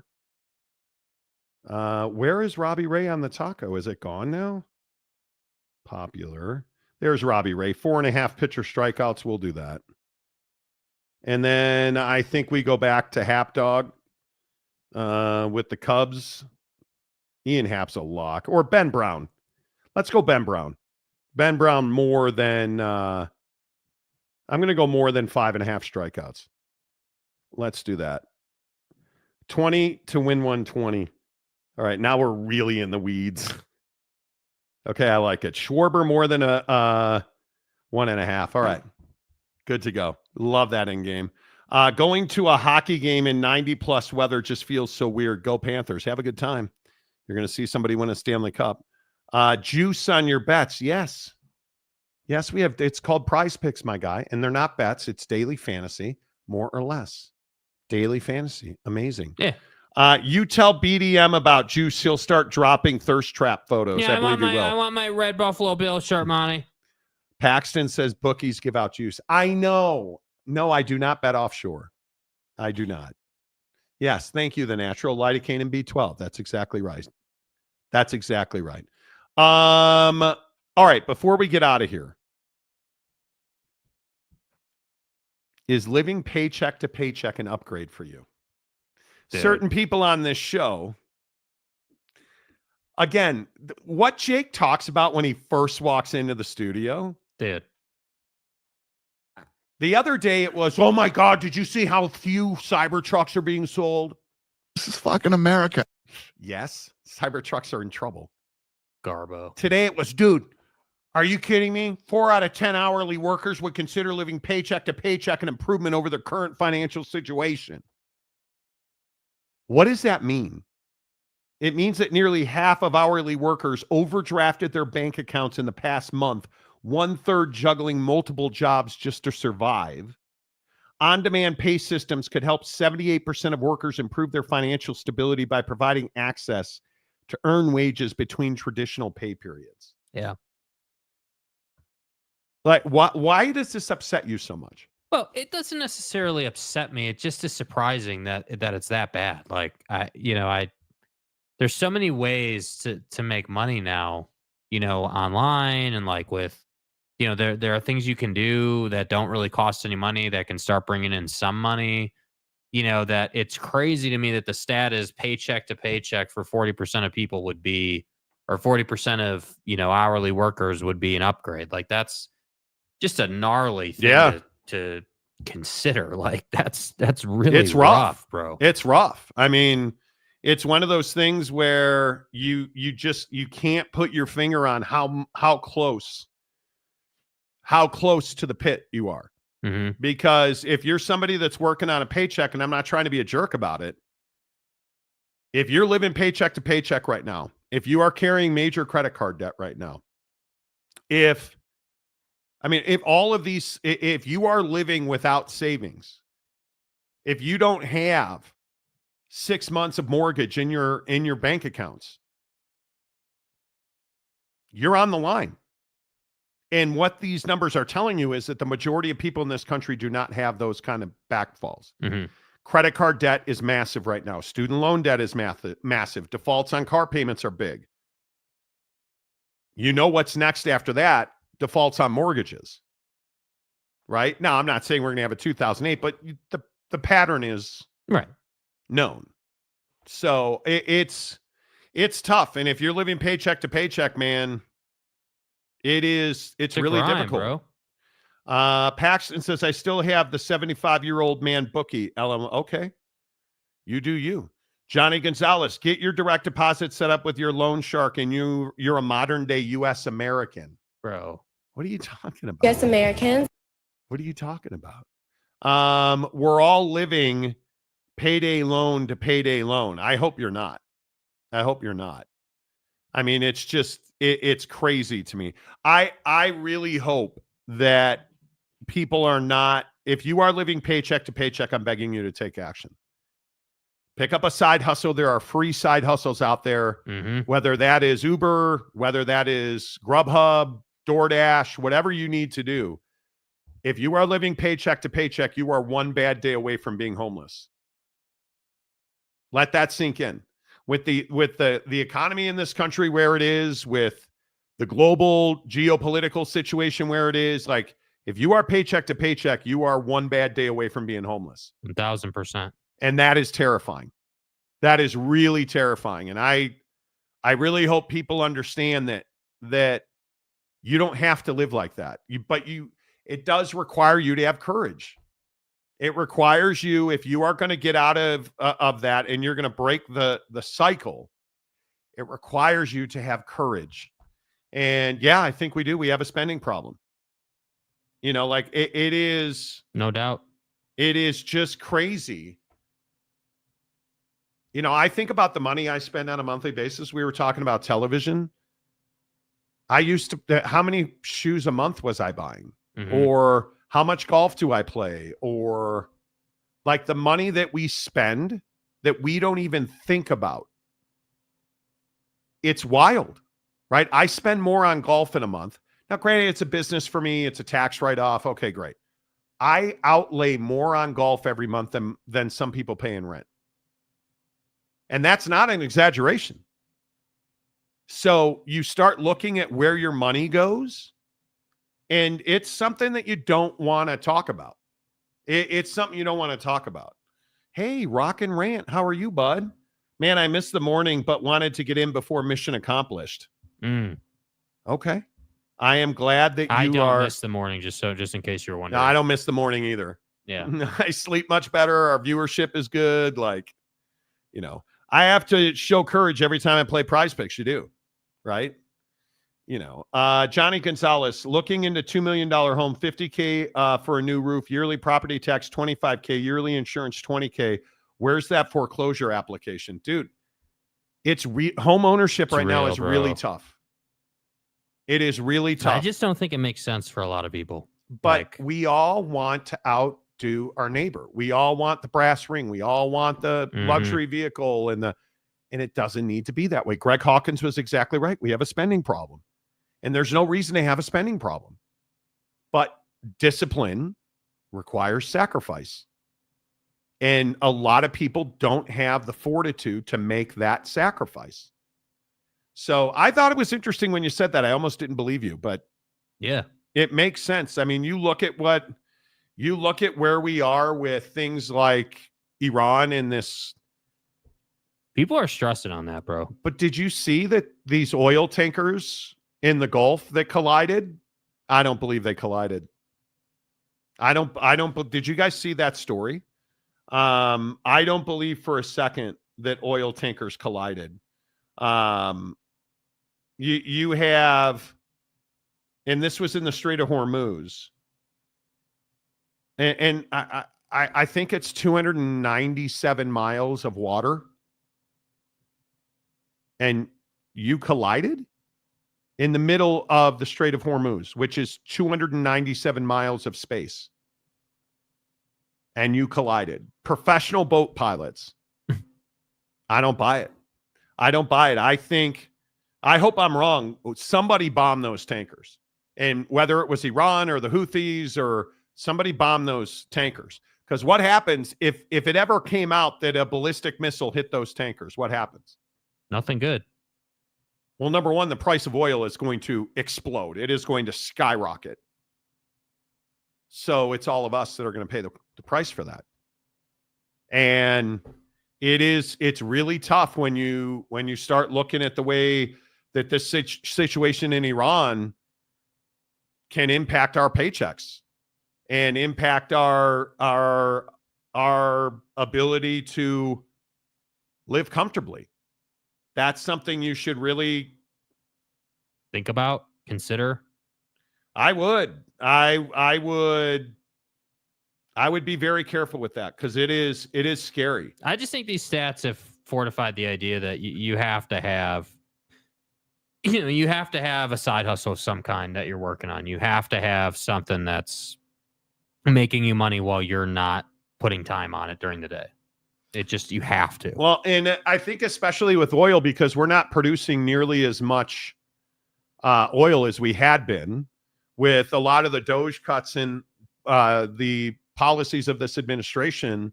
It's been tough on the oil and gas industry. So we're not producing nearly as many barrels as we had been. And now you look at something like Iran, who obviously, it goes without saying, has a lot of influence on the gas and oil trade in this country and around the globe. And if they or the Houthis are bombing tankers in the Strait of Hormuz, you don't want to have that conversation. So all of this to say, if you're living paycheck to paycheck, now's the time, without question, do something about it. Take action, because you're only getting closer and closer and closer to that line. Yes. And if you have the ability, I would. I'd really encourage you. I'm working on a major side hustle right now for the sole purpose of gaining financial independence. And I'm just telling you, if that takes off, you're never going to see me again.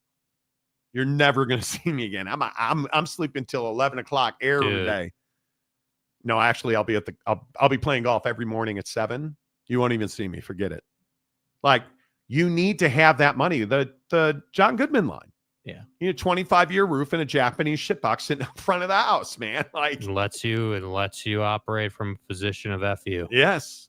And it's really hard because, again, you guys, it takes a lot of courage to do that.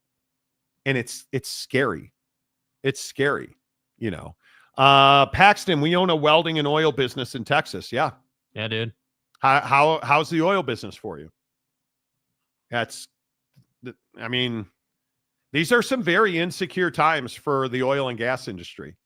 Oh, I think they're very insecure times for a lot of people. I would agree with that. Joseph Harper, if they collided, they got their instructions from Newark. Exactly.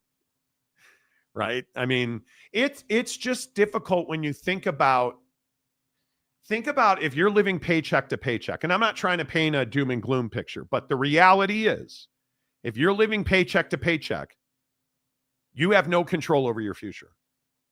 Because if, by example, and I'm not saying they did, but my opinion is Iran bombed those tankers or played a role in it, you're in trouble if you're living paycheck to paycheck. If it ever comes out Iran bombed those tankers, you are in real trouble living paycheck to paycheck. Because what does that do to gas? $130 a barrel? Mm-hmm. Do you know what that's going to do to a gallon of gas? Up. And then what happens when you can't afford gas or you can't afford to make your car payment because you have to afford gas? Maybe you stop paying car insurance because you have to afford gas, and then your loan company finds out that you don't have insurance, so they tack on triple net insurance. So now your car payment went up triple the cost of your old insurance because you couldn't afford gas. It's the stuff you don't think about. And the leaders of Iran just bombed tankers in the Strait of Hormuz, and you don't even realize it, but your car just got repossessed because you're paycheck to paycheck. Yes. You don't even realize it's happening. You just saw a story on the news that you probably ignored. Grubhub, Amazon, whatever you have to do, go get that side hustle. Do it. Don't wait. Trust me when I say it. Don't wait. Yeah, not good, Paxton, in the gas and oil business. It's rough right now. It was always better with a Democrat president. Well, oil is always better with a Democratic president. I would agree with that. When you're living pink slip to pink slip, you might have to leave town. Well, I mean, I wouldn't joke about it. It's not something I would joke about. No. I think so many of our friends and family members, you have no idea. It's this stat that, we talk about with kids being hungry. When our friends from Thanksgiving Heroes come on the show, Rob Adams. Yeah. And he talks about how, well, it's not 1 in 6 kids are hungry. Now it's 1 in 5 kids are hungry. Well, what do you think is turning the ratchet on that? Geopolitical, cost of goods, cost of grocery. Have you been grocery shopping lately? And I ask that seriously because do you guys know, I read a survey where like 40% of Americans don't grocery shop. I'm like, what? 40% of Americans don't grocery shop, I think the number was. Do you understand that every Saturday I go to Costco and every Sunday I go to the grocery store? I don't ever go to the grocery store or Costco during the week unless I ran out of something or it's an emergency. 40% of Americans don't grocery shop, I think the stat was. What are you eating? Well, you're eating fast food. You're eating on the run. You're eating out of a vending machine. You're eating Twinkies. You're eating gas station food. Mm-hmm. They don't grocery shop. And that demographic, by the way, this I am positive about. This demographic that doesn't grocery shop, 25 and younger, 55 and older. What do those two demographics have in common? Income restrictions. You're young, you're paying college debt, you're moving out of your house for the first time. I'm going to eat that top ramen. Hey, I'm on a fixed income and Medicare and Medicaid are in trouble now. I'm going to hold on to my money. It's probably cheaper to get a whatever, a burger. Totally. That's what we're talking about here. So I wouldn't joke about it. If you want to be somebody, if you want to go somewhere, you better wake up and pay attention. You better. You're a school teacher. You're an educator. You know this. If you think about, Mrs. Monty and I were talking about this because Jake's got his life going on and he's got a serious girlfriend. He's living in a house. You're doing life. Mm-hmm. We were talking about how at his age, where we were and how our goals and dreams were very different than where you are with your life and your goals and dreams. Okay. How so? Oh, completely. I was chasing a radio career. Right. I was chasing, I was doing all this other stuff. When I was 32, I was fully into my radio career. I was 20 years ago. Yeah. Fully into my radio career. The world's changed a lot since then. Jesus. Do you know how different the world is from 20 years ago? It really is, though. I'm not even trying to exaggerate. It is. I'm 52. How different is it 42 years ago? Ask yourself that question. In 1983, how different was the world? President Reagan was getting shot. I was thinking about being a fireman or a cop or listening to the radio and being a talk show host. All I wanted to do was be a talk show host and hit baseballs. Go play with my friends. My whole lifelong dream was to be Larry Lujak on the radio in Chicago or be a baseball player like Ryan Sandberg. That was the entire scope. Add 10 years to that. Where was I in 1993? What year were you born, Jake? 93. My life was completely different. Where are you going to be in 10 years from now? And what are you going to do to make sure you're in a place you want to be in 10 years? Have some balls. You got to have courage. Well, and I think to that point, like now more than ever, I think it is true that there are more ways to make money, but it's also true that you have to have more courage than ever to do it. Lamont Tucker is that company you guys used to promote still in, Tri-Day Trading. Yep. Tri-Day Trading still in business. Yep. Angelo says, great advice, Monty. You make more sense than Charles Schwab. I just think you got to be solutions based, pragmatic, logical. Like you got to think about, okay, well, hey, like what are we looking at? Like, what's our situation? What can we do? What's possible? That whole conversation. And I think people are just, I really do believe this. I see this in the day to day, every single day with the people I talk to. Like people are just burned out, dude. People are unhappy.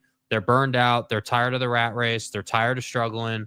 They're tired of not being able to, even talk about buying a house, because that to me is the stuff that stands out. When I think about what you were just saying there 20 years ago, 20 years ago, the American dream of like, hey, come up, college, house, pay off your debt.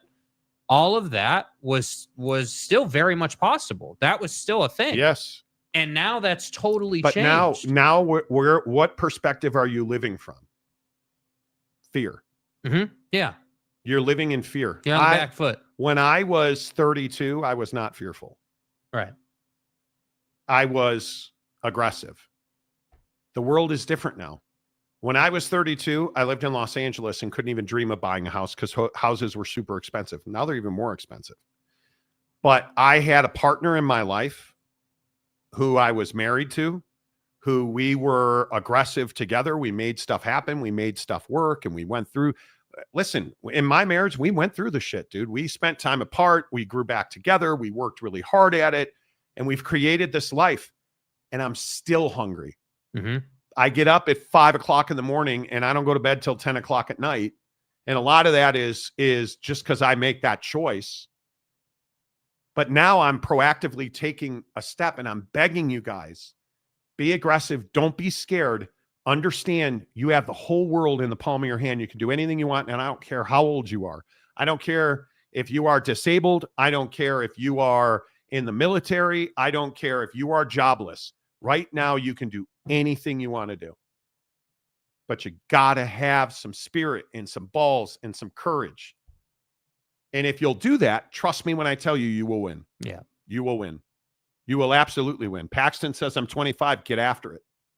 Look at Greg Hawkins. Do you guys know that Greg is a great example? Greg is a great example of this. Greg Hawkins has every excuse to be broke ass and homeless. And yet the guy has, and I am not kidding you when I say this, and Greg, I don't know if you'll be upset that I talk about you like this. Greg Hawkins gave up his entire life to go be an actor in the Philippines. And when he got there, he was ostracized and he struggled. And then he grinded and he grinded and he grinded and he grinded and he made it. He was on a huge show. And he's quite literally, Greg Hawkins is a model, an actor, a television star. And then he had issues in his life and he came back home, gave all of that up to be with his family. And now is grinding it out again. And the guy is the best example of somebody who bet on himself and believed in himself, even when he didn't believe in himself at all. And in the darkest of times, Greg Hawkins never gave up. Battled demons, battled family issues. Has a beautiful wife and a beautiful child. And I'm telling you, through it, bro. You got to go through it. And the biggest mistake that people make is that you get knocked down and you fail. And that's where it ends. The end is when you quit. The end is not when you fail. The end is what you decide when you say, I failed, I'm going to give up. No, fuck that. Failure is your first opportunity to advance and grow because you just learned something. Learn something and grow and advance past it. Your job sucks. Well, you just learned what situations you don't like. Go look for a job. Oh, Amani, there's millions of resumes out there. I get it. But if you don't put your resume out and you don't apply for jobs, is anybody going to hire you? The chances of them coming looking for you are what? Slim and none. You want, but I want to work for myself. Okay, well, what are you going to do to go and do that? Yeah, but I don't have, or I don't want to, or I can't. Yes, you can. But you have to have some courage. Greg Hawkins moved from the United States to the Philippines. Halfway across the world, bro. Do you know how hard it is? Do you know how hard that is? He did it. And I hate you for having abs. And I hate you for being a model. Greg Hawkins is one of the, and I'm not even kidding. I don't know. Steroids. I don't know if this is probably pissing Greg off, but Greg Hawkins is one of the best looking dudes I've ever met. And he is. Are we clear on that? He is skinnier than my right arm. Like the guy is just in. Last time I saw you, you're probably a fat ass now, but last time on that Luca diet. Yeah. Fat. Anyways, Greg's a good dude. Yeah. Greg is salty. Yeah. Anyway, I don't mean to rant about this stuff, you guys. I am so passionate. You can't be scared. You have to be you have to be solutions based. Hey, this is the situation, no matter how shitty it is. This is the situation, you know? Credit card debt, student loan debt, you hate your job. Whatever it is, like we all have unique but similar problems, oddly enough. And, you can't be scared. And you've said this on the show a million times, and I totally agree. You can't be scared if you're one of those people that's been in your hometown since you were a kid. You can't be scared to leave town, bro. You don't know what's out there. You gotta go and see a new city. Can't be scared to move around and see different places and experience different stuff. And I just think that's really good for the system. Where does confidence come from? Yeah. Doing hard stuff. Preparation and experience. Yeah. And I just will continue to tell you, man, if you don't have the courage to go and do something, you're never going to achieve. You're never going to achieve. All right. Couple more. God bless you and your son. Hook 'em. Good night. We'll see you soon. See you, bud. There's Greg. Thanks, Monty. I appreciate that, dude. I haven't seen you in a while, but we've talked about you. We think about you. You're going to be knocked down 1,001 times before that one opportunity comes. That's exactly right. It's so easy, dude. And this is what we always talk about haters on the show. You'll hear from the haters. All of them. You'll rarely hear from people like, hey, man, I'm really proud of you, or hey, you encourage me, or hey, you inspire me, keep going. That's why I take opportunities to tell people, hey, you're doing great. I never say this to Jake because it's not true, but hey, right. You're doing great. Yeah, I know. Right? Yeah. That's what I'm saying. All right. Last one. Paxton, Monty, why are young people going bald more now? Is it politics or what? I just think that. No, it's working too much, not eating well. And being on the hamster wheel for probably, let's be nice and say 25 years. Why are cancer among young people up so much? The environments we create. Nutrition, lack of sleep. I agree with you. Lack of sleep. I didn't used to care about it as much. I'm on that. I'm dying on that hill now. Like you got to sleep. You got to take care of yourself. And if you're in a period in time in your life where sleep, 8-9 hours is not available to you on a nightly basis, then you need to figure out how to change that in a way that allows you to do it peacefully. And Jeremiah's right. Like you get knocked down 1,001 times. And then that one opportunity, because you got up that 1,000th time you got up. Yeah. That opportunity. But you have to sleep. I'm telling you, if you're not taking creatine, you're not doing it right. Because you're not eating well. You're not eating well. You have to help yourself. I'm a big believer in things like creatine. Take your vitamins every day. Drink your water. Stop drinking alcohol as much as you can, if at all. And watch the world change. Stop drinking your calories. Drink water. Stop drinking soda. Jeremiah, trying to have a heartfelt moment and you come in with that. No, I'm 100% with you. I'm 100% with you. What was the heartfelt moment? when he was talking about getting knocked down. Yeah. Yes. My guy Ben Brown has 2 Ks. Exactly right. You know. Paxton says, great show. Paxton, good to see you, my guy. Good to see everybody, man. We really appreciate you guys. Thanks for the conversation. The Monty Show is always presented by The Advocates at theadvocates.com. Be ready. When the worst happens, have The Advocates on speed dial or get to theadvocates.com. Chat with an injury attorney 24/7, 365, and it won't cost you a dime. All you get for that free money, because you don't pay, you never reach into your pocket. And they give you clear, risk-free advice. And you don't pay the advocates unless and until they win your case. Theadvocates.com. Until tomorrow, say goodbye, Jake. Goodbye, Jake.